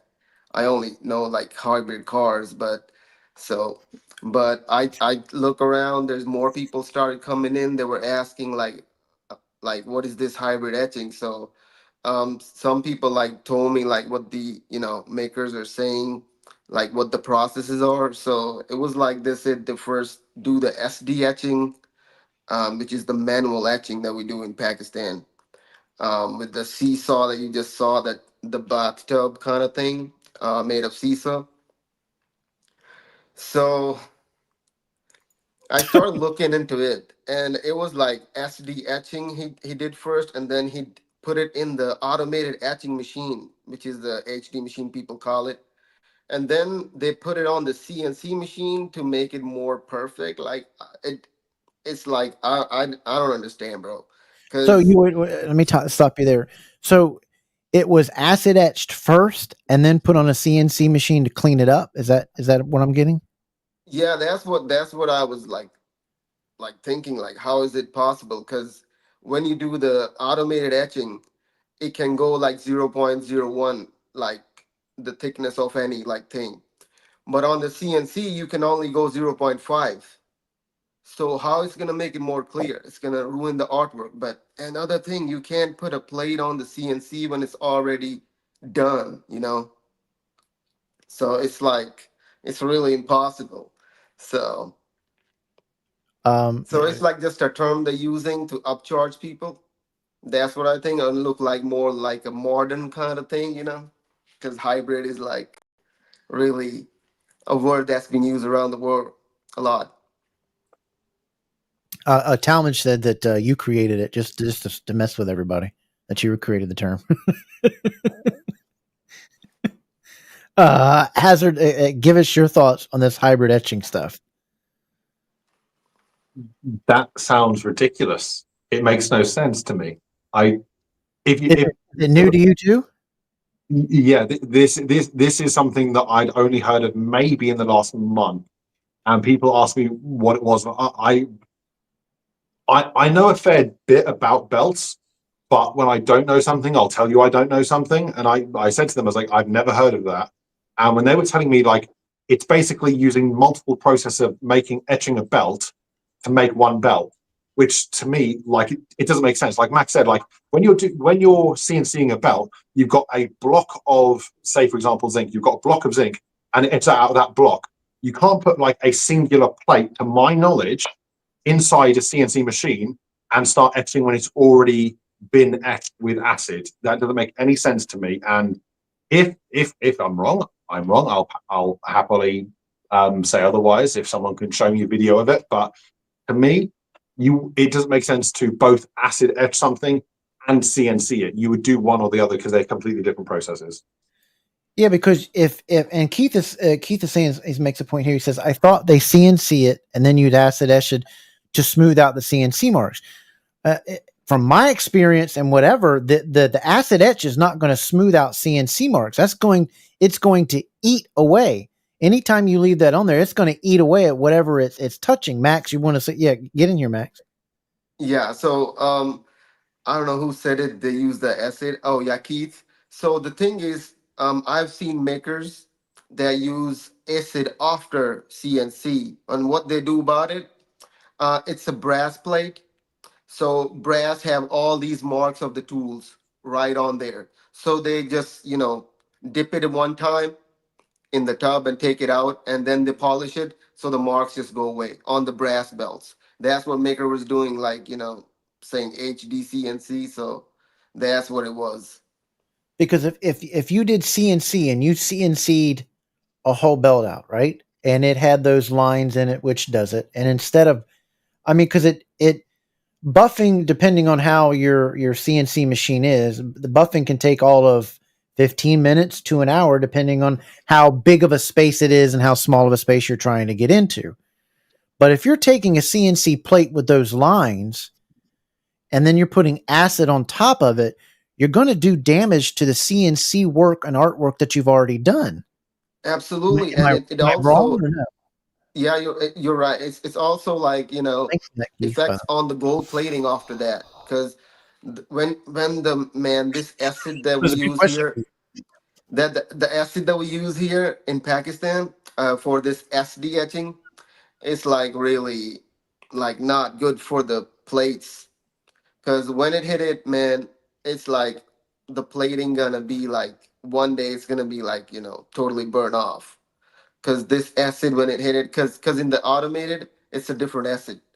It has three different kind of things that we make a mixture and then we do the automated etching. But in the SD, it's just the ferric chloride, and then we do the seesaw thing, and it's done.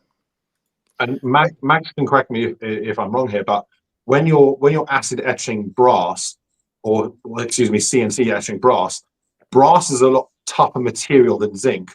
So brass would be a lot more challenging to buff out the milling lines on a brass plate compared to a zinc plate. So in that regard, it would make sense to maybe acid it again to get rid of some of those lines, because it would be very hard and very physical to buff out a brass plate CNC milling line compared to a zinc block, which is more softer and more malleable by comparison. Which is why with brass plate, most of the time, some exceptions, when you etch a brass plate, it doesn't go down as deep as it would on zinc. If you're acid etching it, it's a lot tougher metal. Absolutely.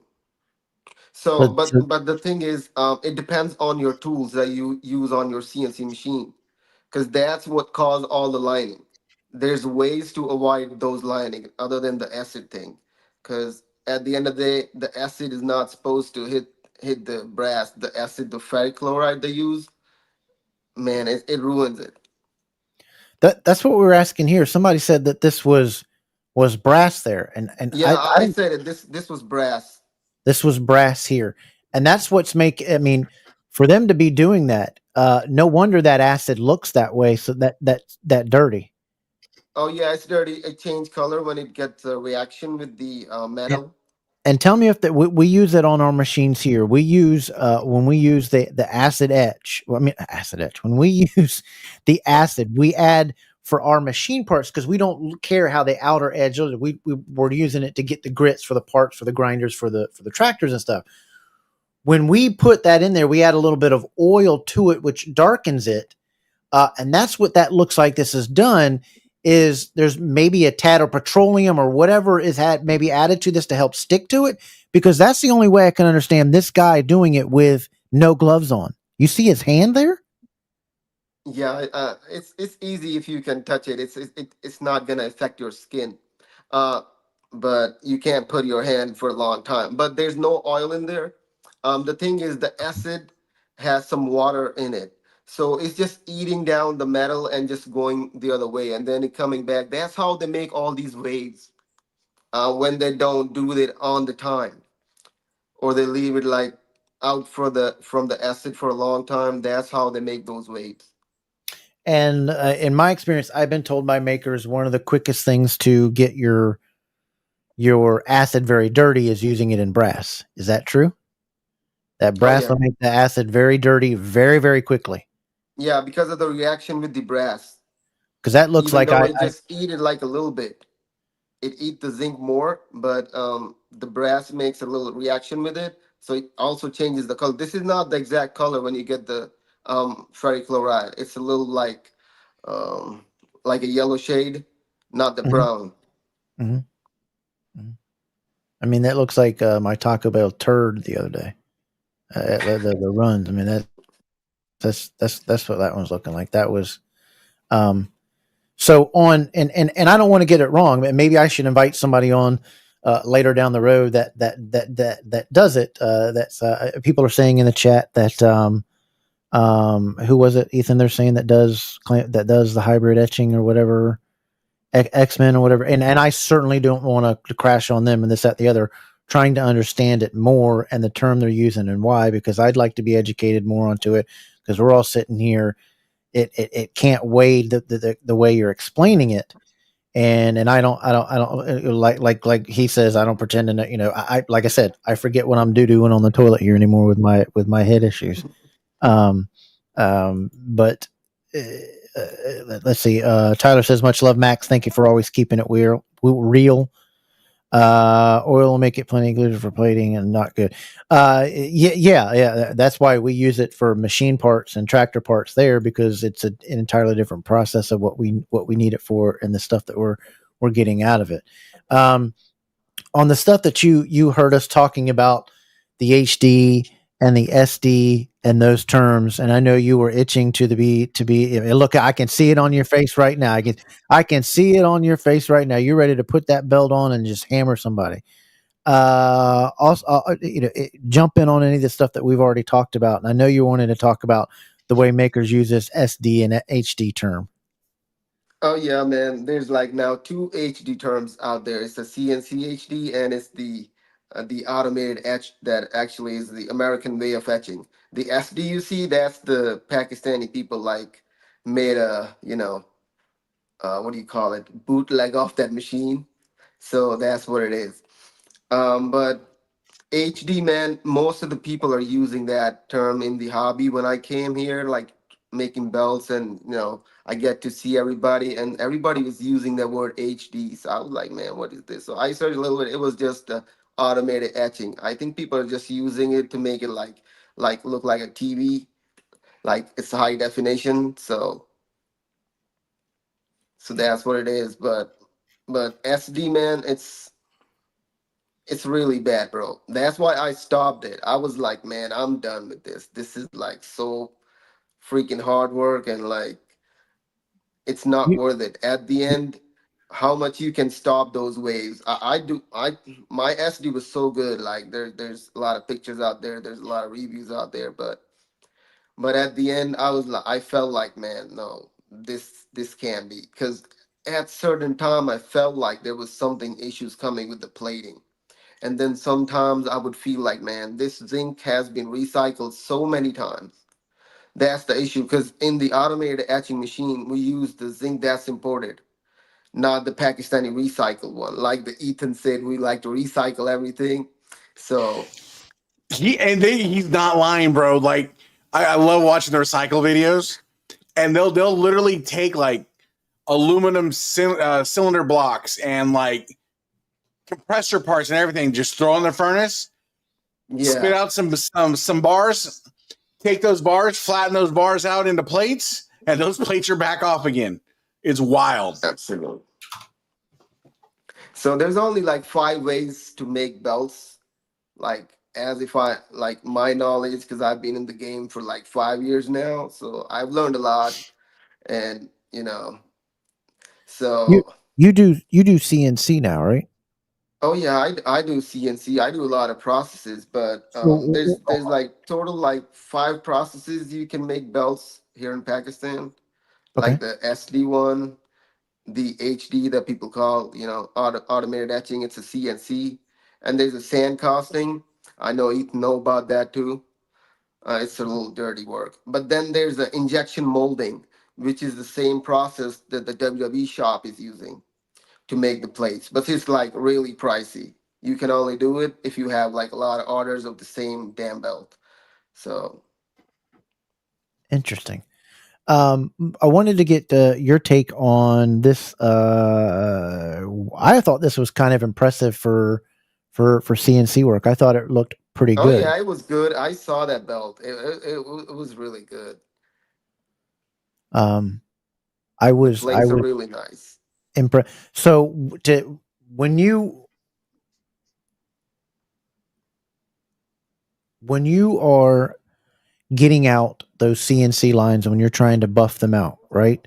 When you're buffing them out, does it make it easier when it's a belt that has a lot more negative space? Like Hazard was saying, it's just about impossible to get inside of those stars to be able to buff any lines, anything out. Does it make it a lot easier because of the art? Say like that art, and say something like you were getting ready to do one that is like that has all that space in there. That is something like right there, that belt, I would be like, no, you don't need to do CNC in that, because that would be almost impossible to try to buff out any lines that were behind any of all those swirls and this, that, and the other. Does that make a difference too? Like I was speculating that, it's a lot easier when the belt has a lot of negative space, like something like this does, to buff that out. Yeah, absolutely, man. The polishing effects on it, like, but we can stop those lines before we get to the polishing process, because it's all about the right tools. And one more thing, not all belts are supposed to be CNC, because Right, bingo. Say it CNC is again. like, Hold on, let me put you on. Let me put you on. Say that again. not all belts are supposed to be made with CNC. One more time. And don't copy and don't try to copy those shop belts, the world heavyweight, Oh US, and the God. spirit. Oh God. Yes, folks. If you take nothing away from this show, if Shop makes it, it's a really good way to go through Shop to get it. Then stop buying the WW. I mean, what do they call it? The what's the logo? They call it the what do they call it? The net, The Network network logo. logo The belt. big logo. Their billboard. the, Basically, their billboard. Just the buy it monkey through Shop. belt. Yeah, Or spinner. just Yeah, you've seen it. Some of that stuff that they come up, I was like, oh, Yeah, that's what it is. Somebody made a injection molding of that thing. They saw the pictures. They made injection molding. They know all these eBay guys are gonna buy that, and all these new guys coming out of college, they're gonna buy that. So they're still selling in the market. and Still. and Hazard, you can Including equate, spinners. yeah, and Hazard, you can equate onto this. Explain the folks. I mean, I think there's a reason why WWE came out with such an intricate design on their world heavyweight title as well as their tag titles to make it harder to try to boot and make some of these belts. And I've told people, especially the world title and network logo, my recommendation, go through shop and get it through shop. Don't wait. Just save an extra. If it takes you a month to save for the whatever it's 250 or whatever somebody, just save the extra and do it, or pay the I don't know what do they do on that payment plan thing, Ethan? What's that thing called where they do a Klarna. card pay, or where you can go and shop and make payment? Just pay it off that way. Do it upright, and then when you get it upright and you want it to make it absolutely spectacular after you get it, then you hit up a great guy, Hernandez Restoning and Paint Mods, and you get him to Oh put yeah, he's one of the great guys out there, bro. But explain that, and you've done videos on it when you try to Hazard, explaining these shop belts have improved in what they're making, and that these new titles use that. Can you expand on that? Well, the fact of the matter is, everyone wants their belt to look just like the one on television. They're using the plates from the replicas on television on a regular basis. I remember when LA Knight came out with his customized strap, and everyone was like, "I can't wait to get that belt." When it comes from shop, the one he was using was the one from shop.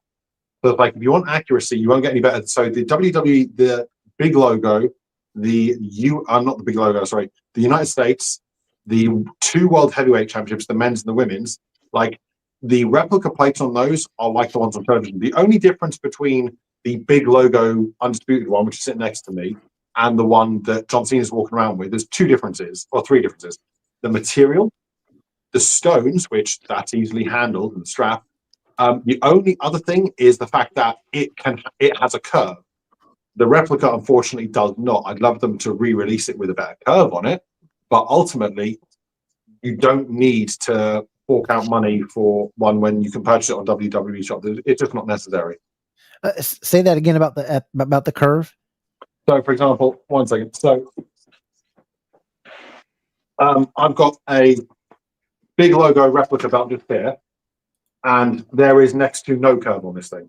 It's right. very, very flat. Preach it, Keith. And because of the metal base on it, it's near impossible to curve it properly. Now, if you're looking for a decent sized curve, then shop probably isn't the best bet for you. I would like shop to re-release this with a better curve. They've done it before. They did a beautiful curve on the both the new Big Eagles they've done. So do it for the rest of them, crying out loud. And the other thing I think, Hazard, you're seeing out there, and I think Max, you're seeing it, and Ethan too, and you can jump into this, is so many people are not understanding when they get these belts, they're going through it and they see a little scratch here on it or a little dent into there. Can you explain, Hazard? These belts are mass produced. I believe they're in China, correct? Yeah. And when you mass produce something, it is on a machine, and you're going to have little imperfections because it's mass produced. It's not one off. You don't have somebody there inspecting and this, that, and the other, and they don't have the quality control that you would have on that. Their quality control is it cracked? Is it broken? Or is it not feasible to go to the next process? They're not looking for all the meticulous cracks. And I think so many people are, and I get it, you pay you money and you want a perfect belt, but say to them that these belts, Ethan, why he gets his belt, and Max, they're mass produced. That's why you're going to have little inaccuracies in them. Mass produced, whether it's even just a boot. Every belt is like a unicorn. There's gonna be something, a nick, a scratch, a scrape, something just different. Deal with it. I can understand if you get it and the plates have cancer and there's a lot of plating issues or something like that. I understand that, but I mean, I seen one guy that got a rock belt And I'm not joking. Like, it was, if you broke the tip of a pencil, a number 2 pencil, you just broke the sharpened tip off. That was the size of a little scratch on it. And he had to send it back. I'm like, just chill out, bro. It's not that serious. And all that's going to happen is they're going to take it back. They're going to look it over and they're going to resell it to somebody who's not going to complain. If you think that belt's going back and they're going to dump it or not, no, they're going to sell it again. Now they might knock off 5% and sell it that way, but I guarantee you they're not even going to do that. They're going to try to sell it again, which that's what happens with Fanatics, whatever. And Fanatics is a different story. I can't stand Fanatics because they're an absolute garbage company. They've ruined sports. They've ruined jerseys. They've ruined everything. They used to be a spectacular company when they started. Their customer service now is. But it's the same thing the UFC did a couple years ago with the BMF belt. They had a ton of BMF belts, and they got some that had the plating wasn't great. It wasn't the most spectacular, but it was an $800 belt that they threw on Amazon for $299. Right. And they were just selling like hotcakes. It is what it is. Just take it and deal with it. With replicas, like I said, they're mass produced, so sometimes they will have flaws. Recently, so I've been partnering up with WWE Euroshop here in the UK, and they sent me a US spinner to do a giveaway on. Now, that spinner on one of the side plates, on the US flag, one of the stone settings that was meant to be a red stripe on the US flag they used clear stones instead. Now that, if I'm not going to get the belt restoned, that's something that I would then send the belt back for because it's actually noticeable. If I'm going to get it restoned anyway, or use it as part of the giveaway, and I declare that on the giveaway, which I did, it doesn't matter. Now, what I've got here, my money, the best replica ever produced, is the version 3 of the AEW World Championship. Now, this was originally released at All In back in 2023. No, 2024. 2023? One of the two. Anyway. Now, I was hit up by a bunch of people over in the States asking me to pick them up a copy. When I brought them home, I gave them a once over, and one of them, so again, my line's quite bad here, but on the AW logo, you've got the gold E. Now, on one of the copies, the insert there was left nickel. So that was gold, but that was nickel. That was something that I'd be willing to return it over because that's a production flaw and it's noticeable. It's the big logo in the center. If, say, for example, there's a minor mark, so you might be able to see just here. Yep. That's not something that I'm going to return it over because ultimately it's just going to go back on the market and it's like I say, it's going to be resold anyway. It's going to be put out there anyway, and they'll just hope to get someone who isn't going to kick a boss and isn't going to return it. And going back to what I was talking about earlier with the big logos, look at the curve on that. Look at it. Like, how can you not give your belt a curve in this day and age? The fact that now I've heard, I don't know if it's factual, but I've heard through the grapevine that a large part of the reason that WWE used to not curve their belts, unlike more recent ones like the Big Eagle, is for storage purposes. Because if you have a flat belt, you can store more of them, whereas with curved ones, it takes up more space. Which, if that's the case, my God, you make enough money off the WrestleMania tickets alone to cover you for the full year. That's a pretty sad excuse. I think that was a cover up to like, yeah, we forgot to do it in our main production line and design and to do that. But that looks absolutely spectacular. It looks like it's got some great weight to it the way you're holding it too. It's a heavy son of a bitch, and it's one of the belts where I've always said if it's a stone heavy belt, get it restoned. It's one that I'm not going to bother getting restoned because the quality of the stonework, they're not. Sorry, I'm knocking everything over here. The quality of stones, it's not a cubic zirconia quality, it's not a Swarovski quality, but the stonework itself is enough that I'm not going to bother having it restoned personally. I'll get it on new leather because it's stiff as a teenager's penis. But at the end of the day,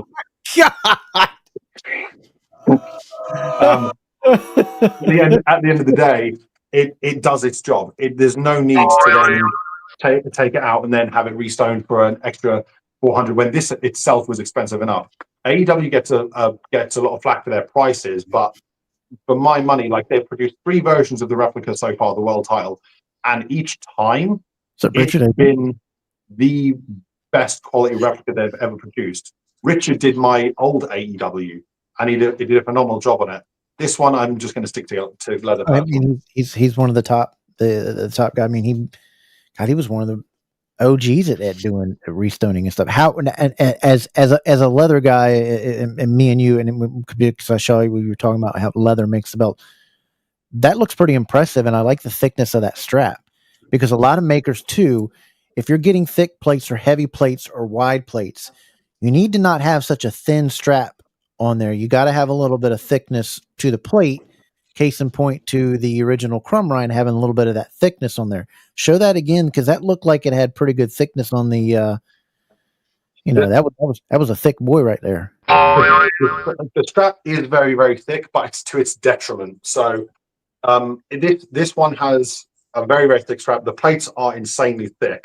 Like if you look there, just the level of sort of this is spinner level, and like I said, it's been curved on my cabinet, so it looks like it has more of a curve.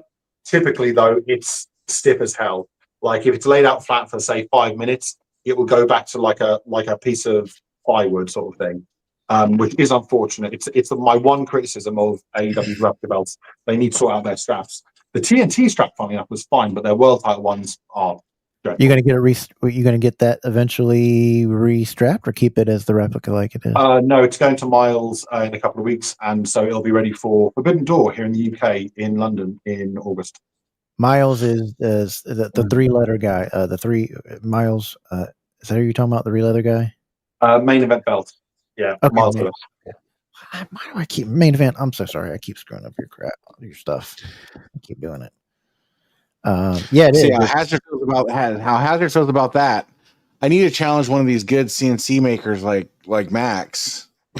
I need a good UFC V3. Nobody's knocked it out of the park yet. There's been some that have been okay, but I need one that's knocked out of the park. Bro, it's actually a one-piece belt, like a main plate. It's made out of one piece. So that's the exact way to do it, because the original one was, again, the injection molded process was done on it. So on the CNC, if we do it in the one piece, like all those layers in one plate, so that's the only way, or else we had to stack it. So it's going to look odd. Yeah. I have done a lot of 3D belts like recently. I did a few belts for some wrestling companies. Yeah, you're on fire with some of the stuff and the promotions that you're working with. I've seen some of the stuff that you're doing, and very inventive. And I think I told you when we did your interview, about 7 months ago or 6 months ago, when you did that light up belt, I was like, that's a new interesting level that I think that some of these belts that could be, we take. There's people out there that create stuff and take it to a new level. That's an interesting level that, if taking it right, is starting to get lights on a belt, and that could be done cool, or it could be done like a train wreck. And yours, the way you did it, was absolutely spectacular. The way you charge it, I think there's so many endless possibilities. The customizations that you could do with that.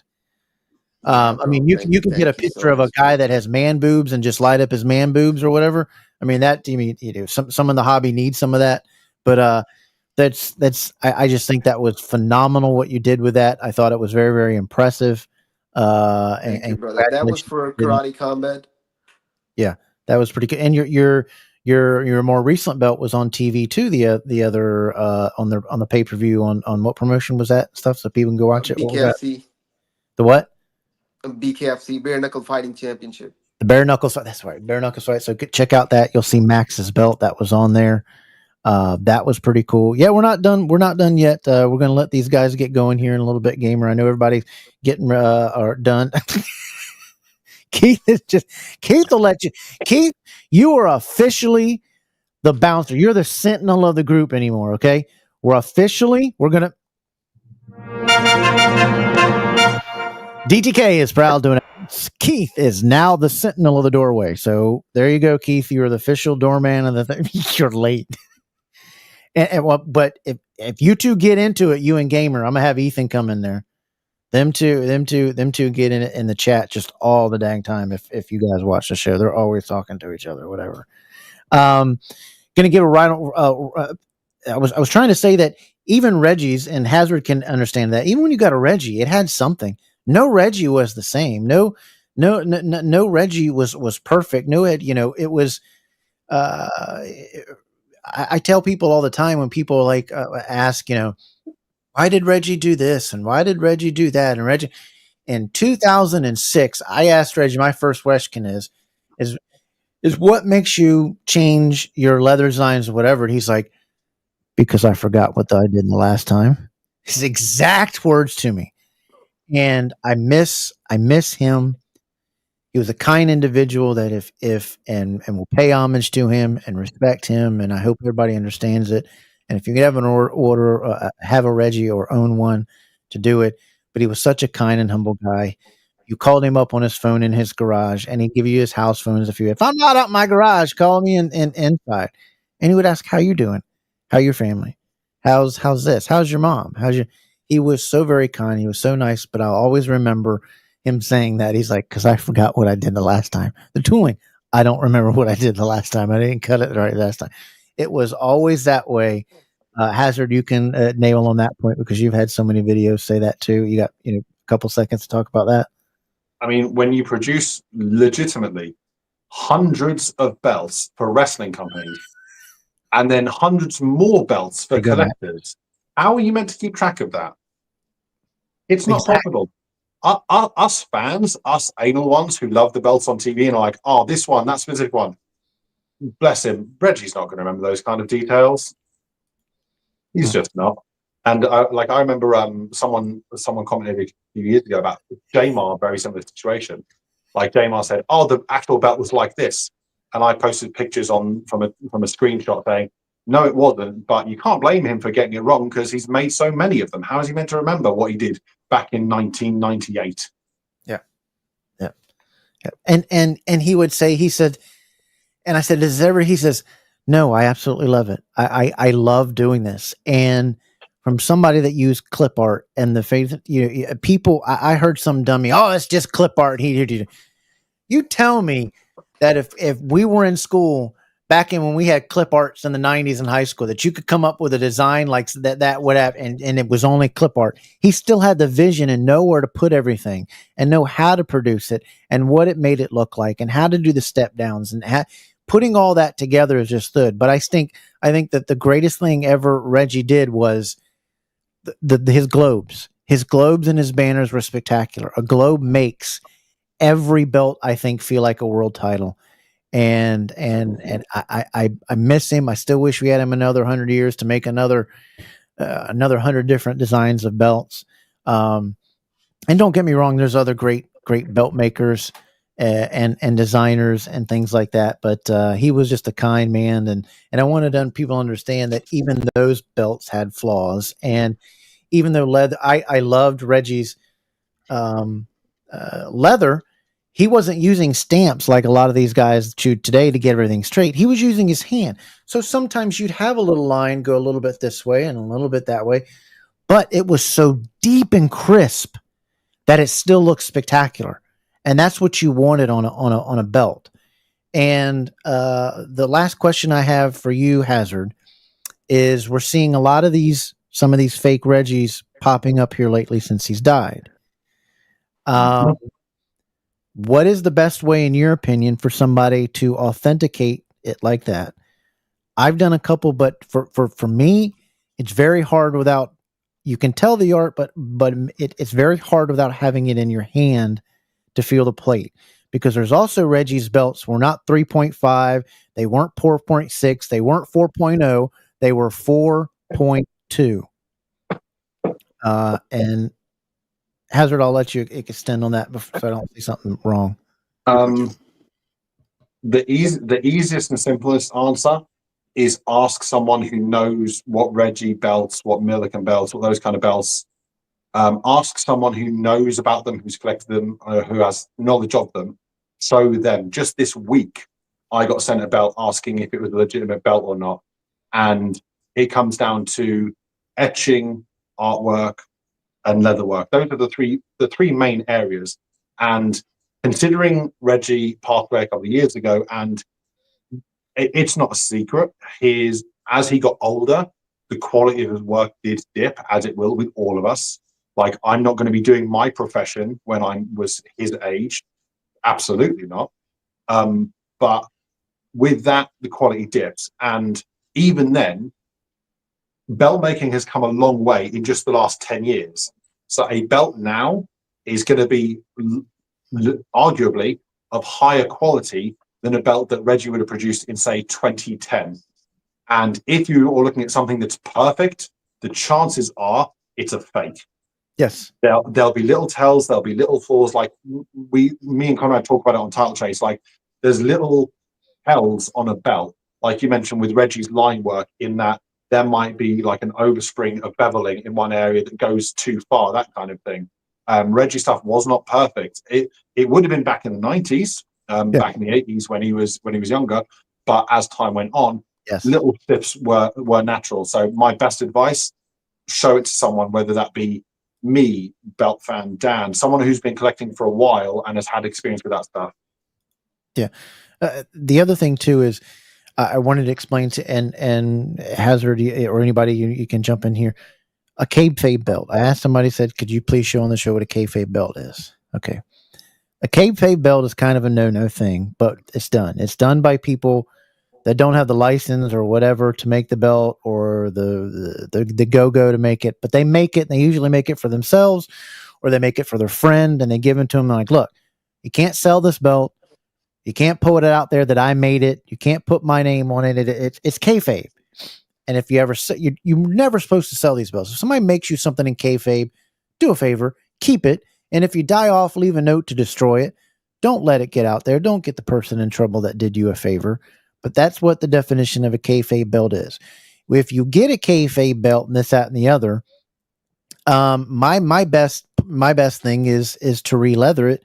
Let's say you got plates by a certain maker. I don't want to pick any of them because I don't want to throw any of them on the bus. Let's say a real maker, a real U.S. maker that was actually making legit belts, and he put something on it, put on a leather, and it's got their stamp. Just take the plates and put it on new leather, and then you got something that you might be able to move or something like that, because it's not going to be known about who made those plates unless you know, or unless you tell the person. But if you if you're buying a kayfabe belt, or if you're getting a kayfabe, keep it.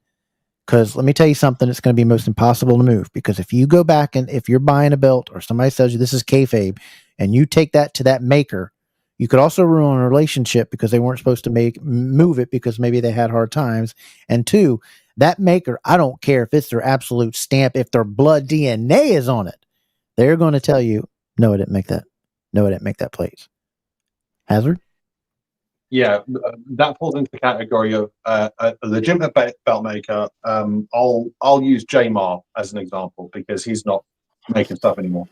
If Jamar made a Big Eagle belt without permission from WWE, without paying WWE a license that they're owed, that kind of stuff, and then he made that for a collector and sold to the collector without WWE knowing, he'd make it essentially under the table, which would be considered kayfabe, in that he is the original maker, but because of licensing, he was not supposed to be producing that for collectors. He's now sold that to a collector. That's a kayfabe belt in their collection. It's a legitimate belt by the legitimate maker. However, it is unlicensed. That's what kayfabe typically means in that regard. Yeah, because when WWE said, "Hey, man, you're putting out all these belts out there and we need to make it a little bit more. We got to do a copyright charge," and that's when you start to saw the Reggie Parks belts that had the replica stamp in there that were numbered. And a lot of people didn't like that because they don't want it. It's still a Reggie. I'm like, don't compete. I mean, the first ones didn't. I was like, well, Reggie had to do what he had to do. That's what it means when he's talking about the copyright and the licensing fee. Like Reggie had to put that on those stamps that this was an official replica and you had to pay certain fees. I remember the NWA was about 800. Maybe it was 500. And I think the WWF was 1,000. Was it 1,000? I know it was close to, yeah, it got to that. And I think that started around 2010. Maybe it was 8.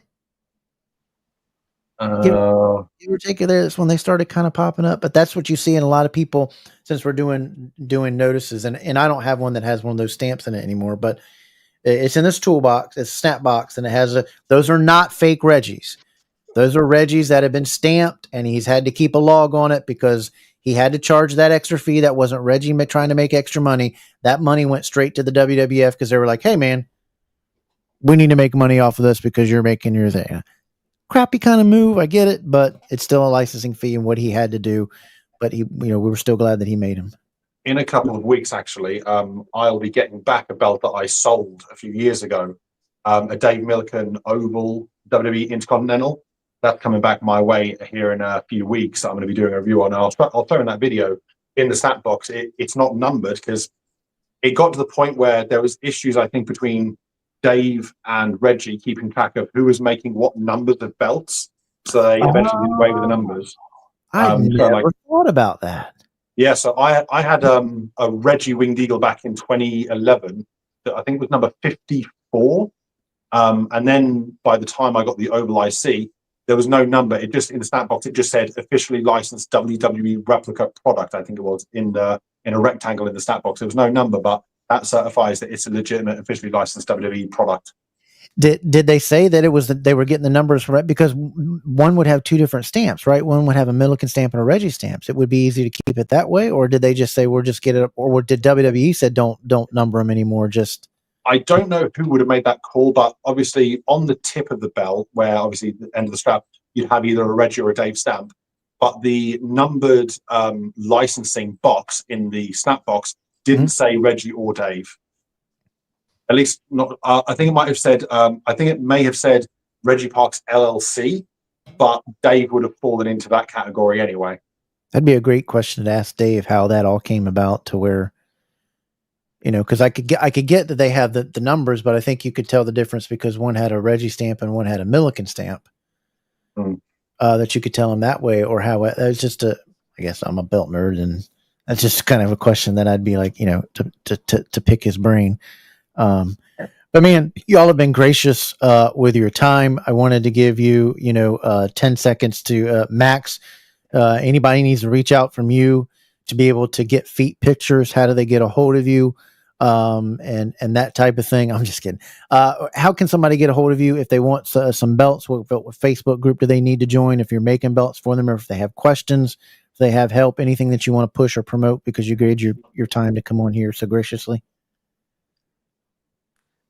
First, thank you for having me here, and thank you for having me with Hazard 45 as F5, because I like a lot of his work, and that's like his videos are like really helping. I don't know why other makers are not taking advantage of those videos, but they are really helping. So, but how do people can reach me? Like they can just hit me on my Facebook, which is Max Muggles, or they can hit Tyler Dove for any belt process or anything.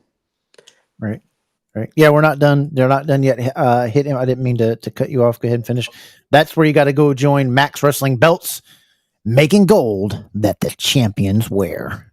You still like that, didn't you? TV accurate, bro. Yeah, bro. I love like that line. That tagline, making the gold that the champions wear.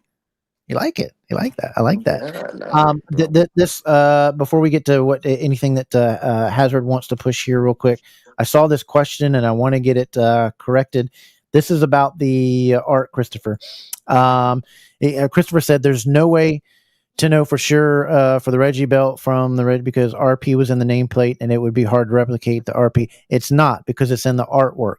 All the boots that you see, it's in there. That artwork was put in there. So all the that's and I know maybe you didn't understand, Chris, that's in all the boots already. That was part of the artwork and it's in it. And Tyler had a great pitch, and I'll let Hazard talk about this point too real quick.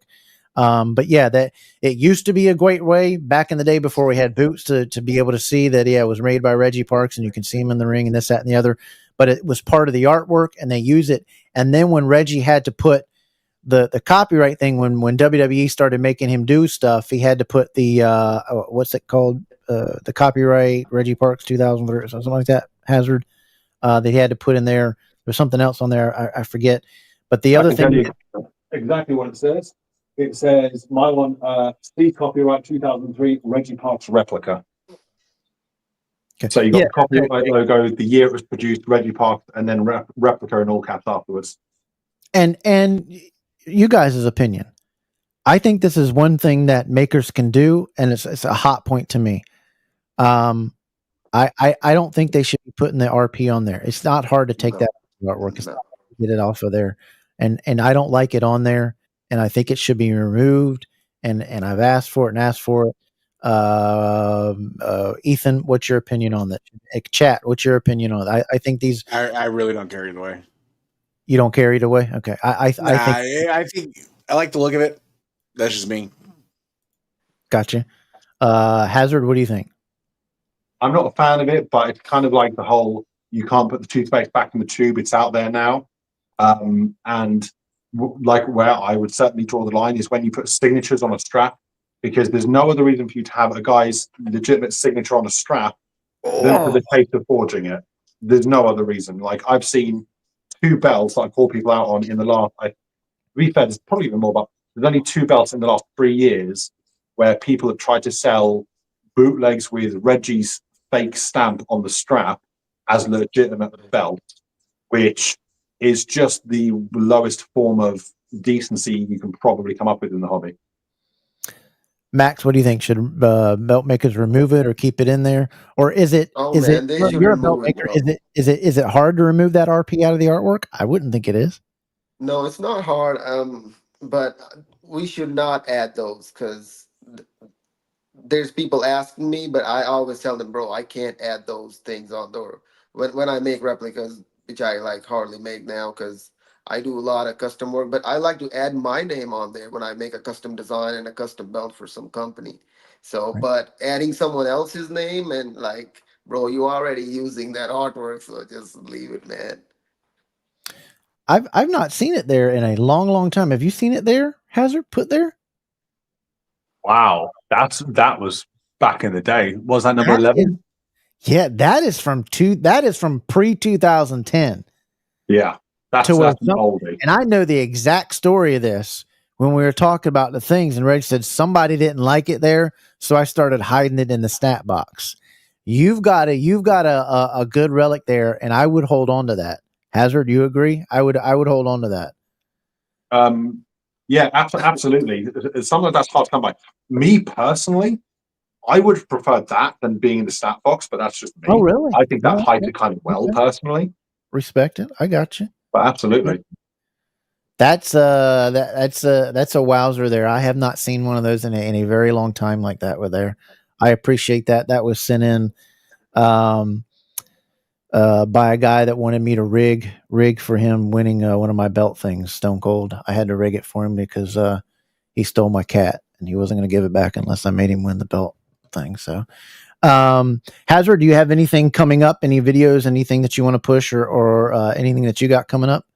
I'm currently doing a giveaway of the Green Edition Money in the Bank briefcase this coming June for the Money in the Bank pay-per-view. Obviously, I'm on YouTube, Facebook, Twitter, and TikTok, so I'm available on there. If you have any questions about belts and stuff, just hit me up, whether it's a question about artwork or a question about detailing, history, or if indeed a belt is legitimate or not. I either try and help as best I can, or I'll point you in the right direction of someone who might be able to help you further. Awesome. That is yours. Max, Hazard, I thank you so very much for joining us tonight. You've been a great help to that. You're welcome back here anytime.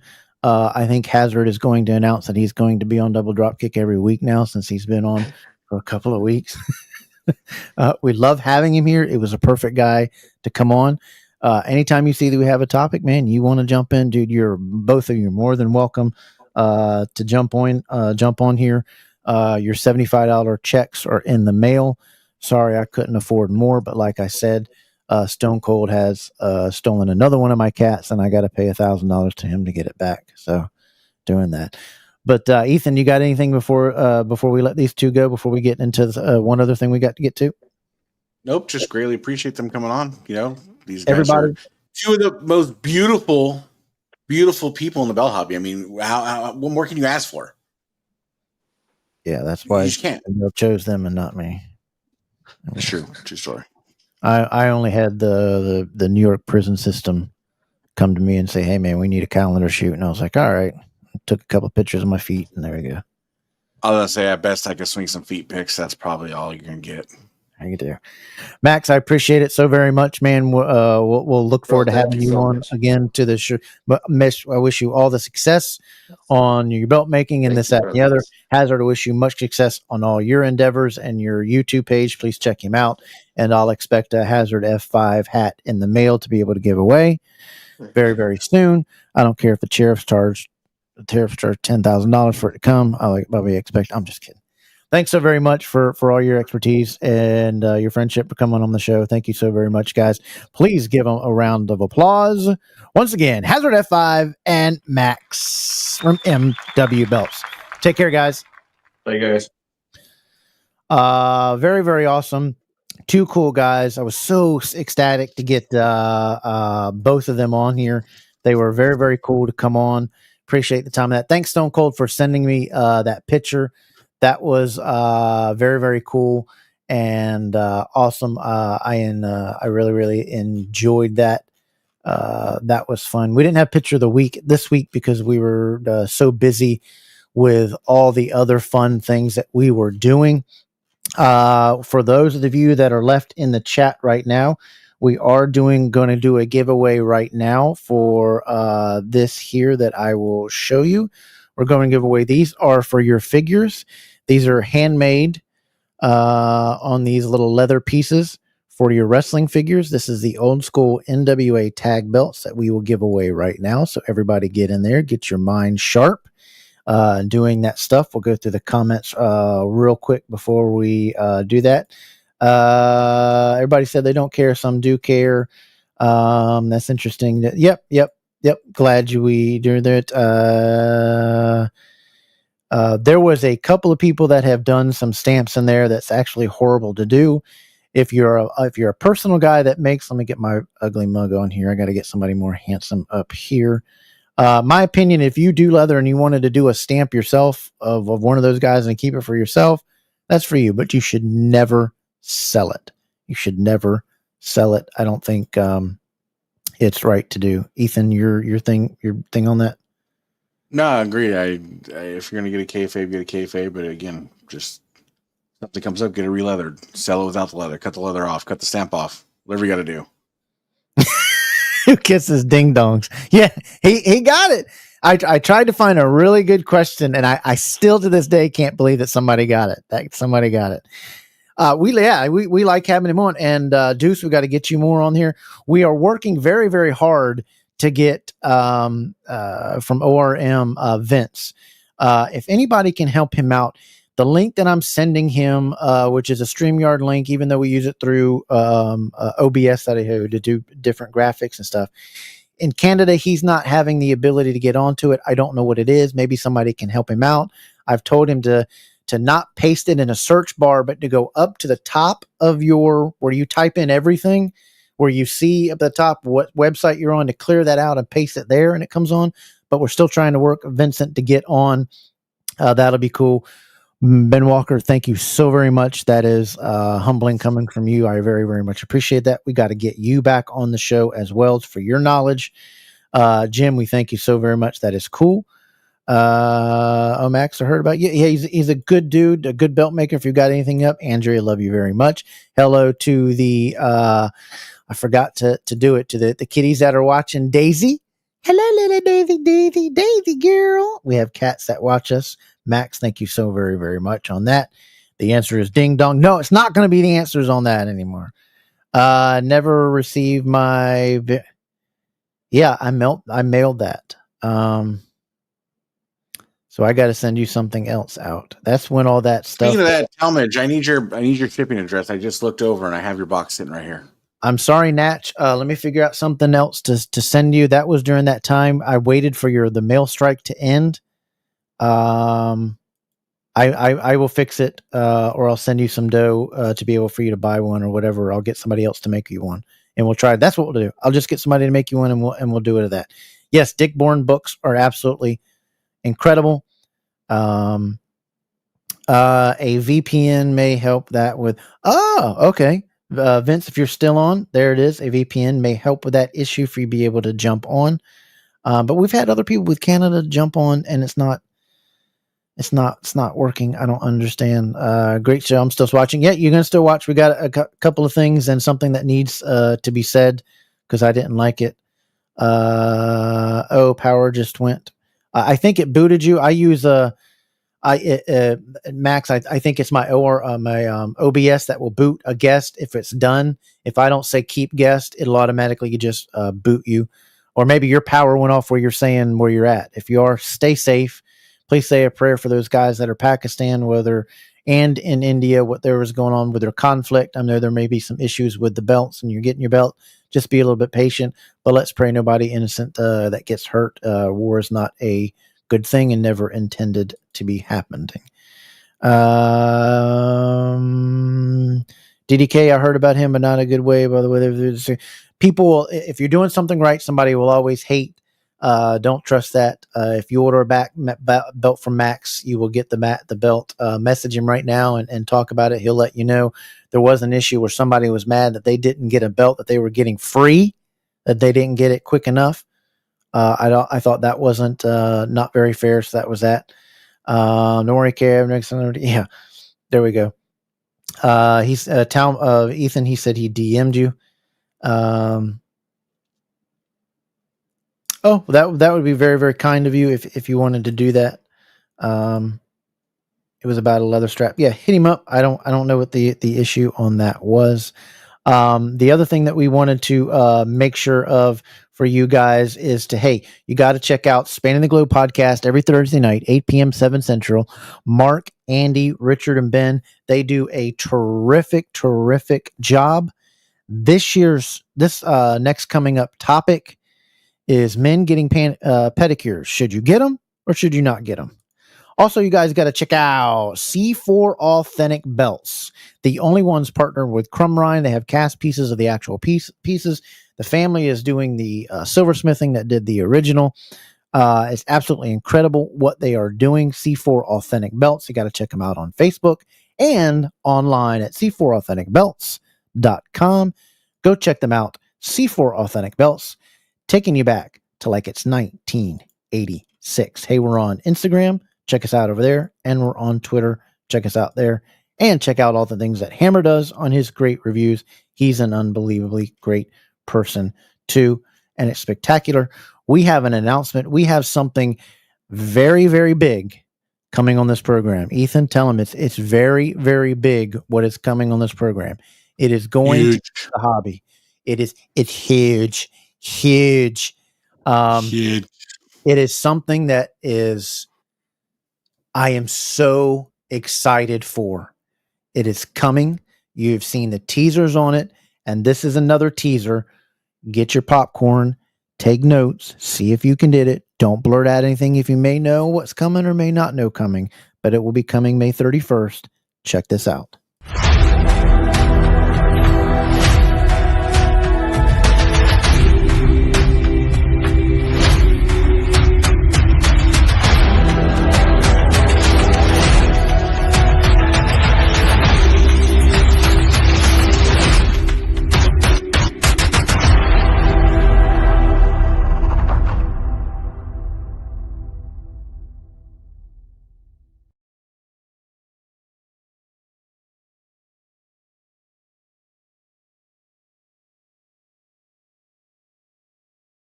May 31st. More teasers will be announced each week on this show, as well as over on our Instagram and Twitter. So you want to be following over there.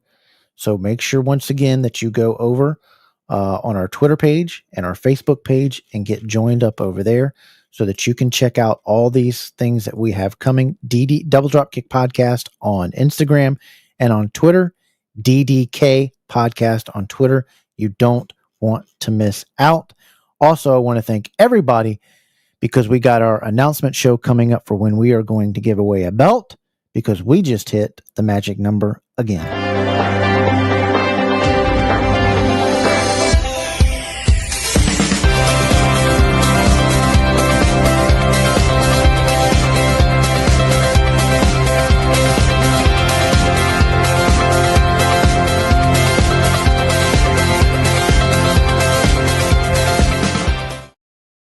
Thank you so very much to each and every one of you that has subscribed to this channel. It means so much of you.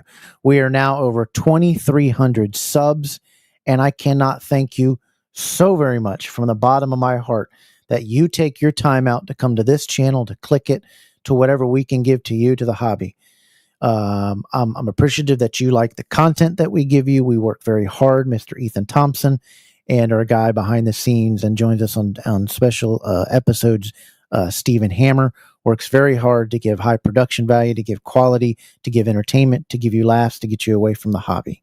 And we so thank you on that. Ethan, did you want to add to that about us hitting over 2,000 subs now?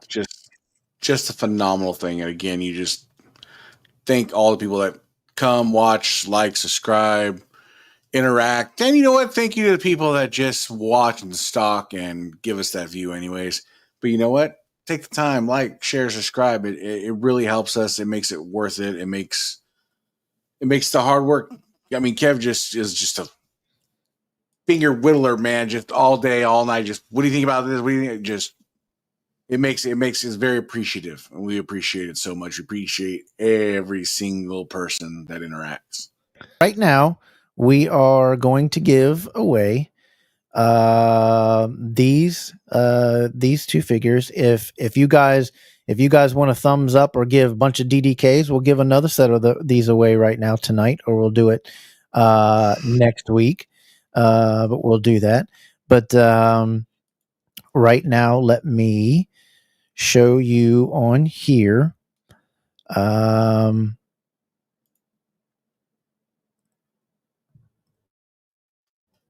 Let me get this. I'm trying to get this up here. The question is not wanting to pop off.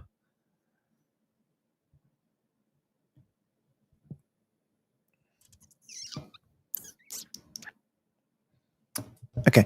All right. Here we go. For these right now, these two things, we had a guest on King on Instagram. His name was King Coley. He had a team-specific belt on his wall behind him. What was the team on that belt? And then I'll catch up back in the comments in just a second.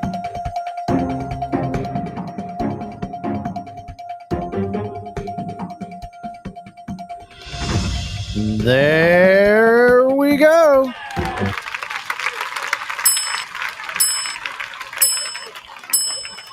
Gamer, you got that quick. You have won the tag team set for your wrestling belt. These are pretty awesome, man.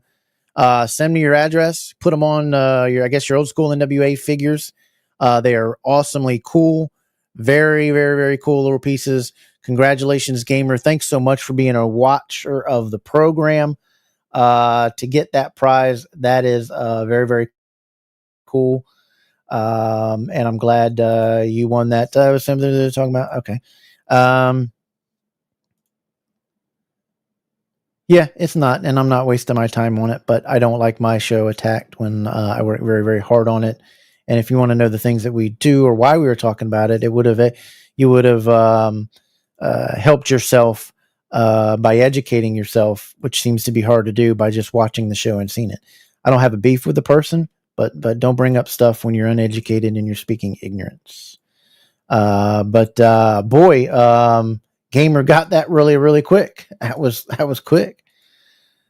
Kevin, ouch. IG used to be cool. Does it? We'll do another giveaway because somebody said let's do another giveaway. Do you want to do another quick giveaway, Ethan, or no? Yeah, if you want. Yeah, Instagram used to be cool, but now it's just full of women shaking their tail. I think it's very troubling. How about, since we're doing the NWA theme, let's do the NWA tags 80s version. And this is all in celebration of our 2,000 viewers. Let's give away that there too.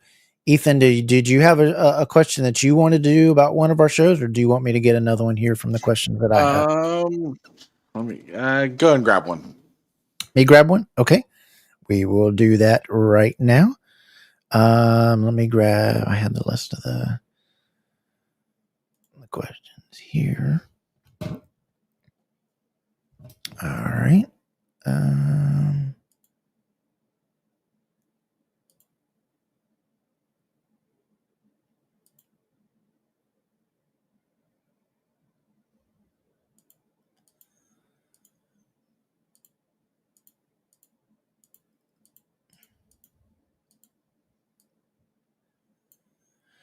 When we had our show, it was not too terribly long ago, but we had a guest on that was a restoner, very very very cool guy, and we were talking about belts and things that he does. With the very first pitch that we showed, that was the show when we had Ricky Hernandez of Hernandez Restoning. The very first belt, the picture that we showed that day, he was painting. He was painting that belt. What was that belt that he was painting? Hernandez, you're ineligible.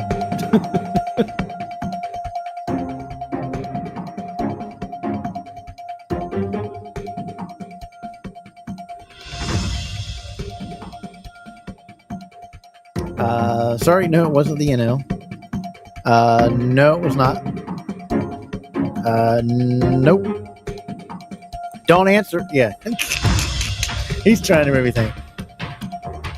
He was painting a belt. He was painting a belt on there. Give a hint. He was painting a globe on this belt. He was painting blue on this globe.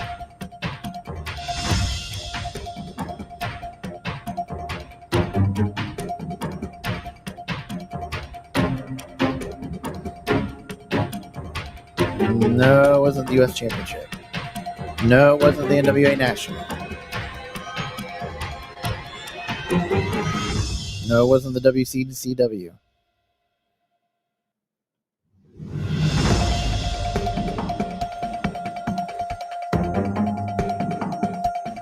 Okay, give him whoever you want, buddy.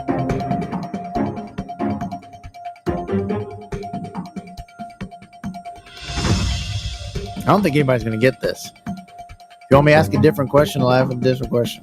No, it wasn't the Dome Globe. No. No. No. No. Hernandez was one of the very first pictures I did. It has a globe on it. It's a WWF title.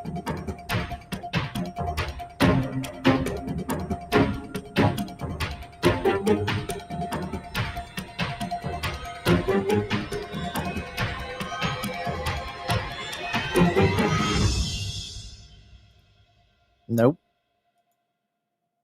Nope. It's a WWF title. It's a WWF World title that had a globe on it. No. No. No. No.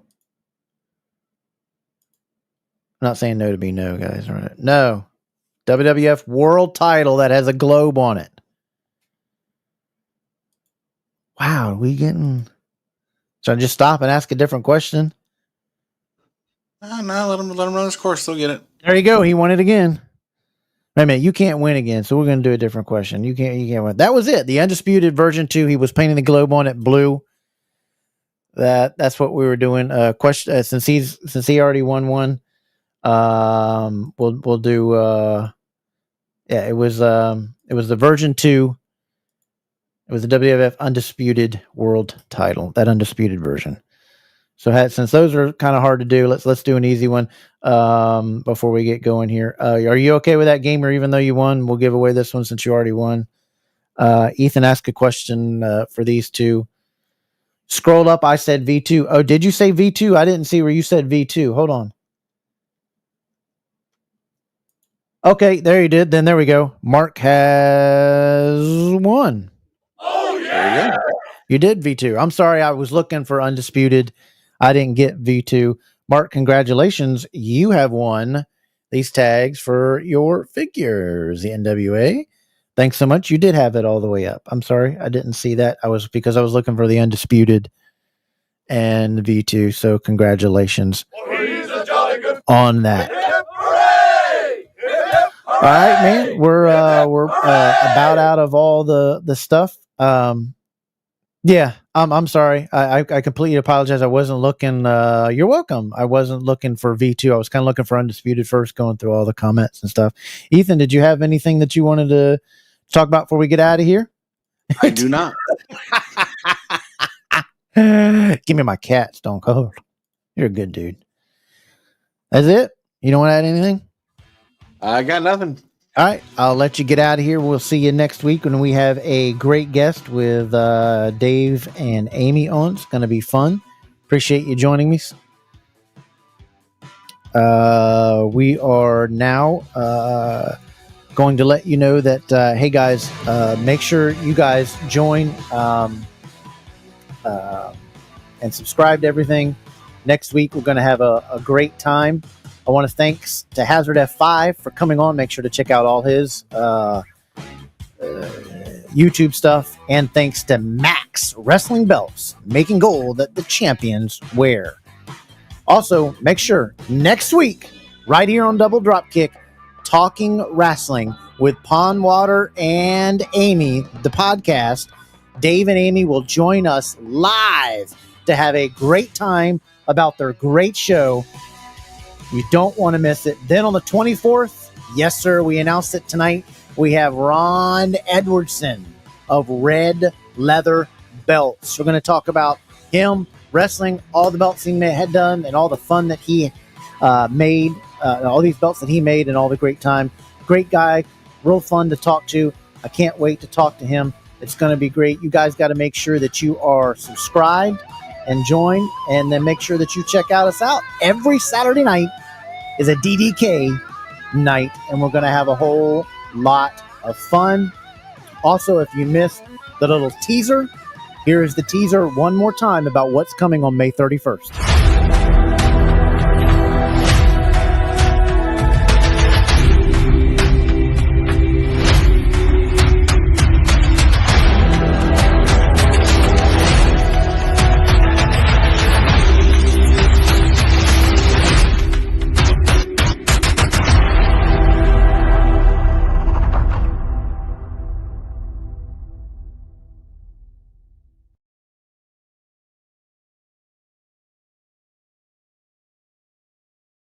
You do not want to miss this show. It is going to be absolutely epic. You don't want to miss it. I want to thank each and every one of you for joining tonight, and whether you watch tomorrow, thank you so very much. If you have a question of anything that we've gone over on this program, just drop it down in the comments. I love hearing from you guys. Drop them down. Also, make sure before you leave, stop, scroll down, and give me that thumbs up. Click that thumbs up. That helps this channel so very much with YouTube algorithm. Click that thumbs up right now. It helps me out a whole lot, and I greatly, greatly appreciate you doing that. Make sure next Thursday you guys check out Spanning the Globe podcast with Mark, Andy, Richard, and Ben. Ben, please keep getting well. And we're going to see you guys next week with Dave and Amy. It's going to be a very, very fun show. I cannot wait for that show.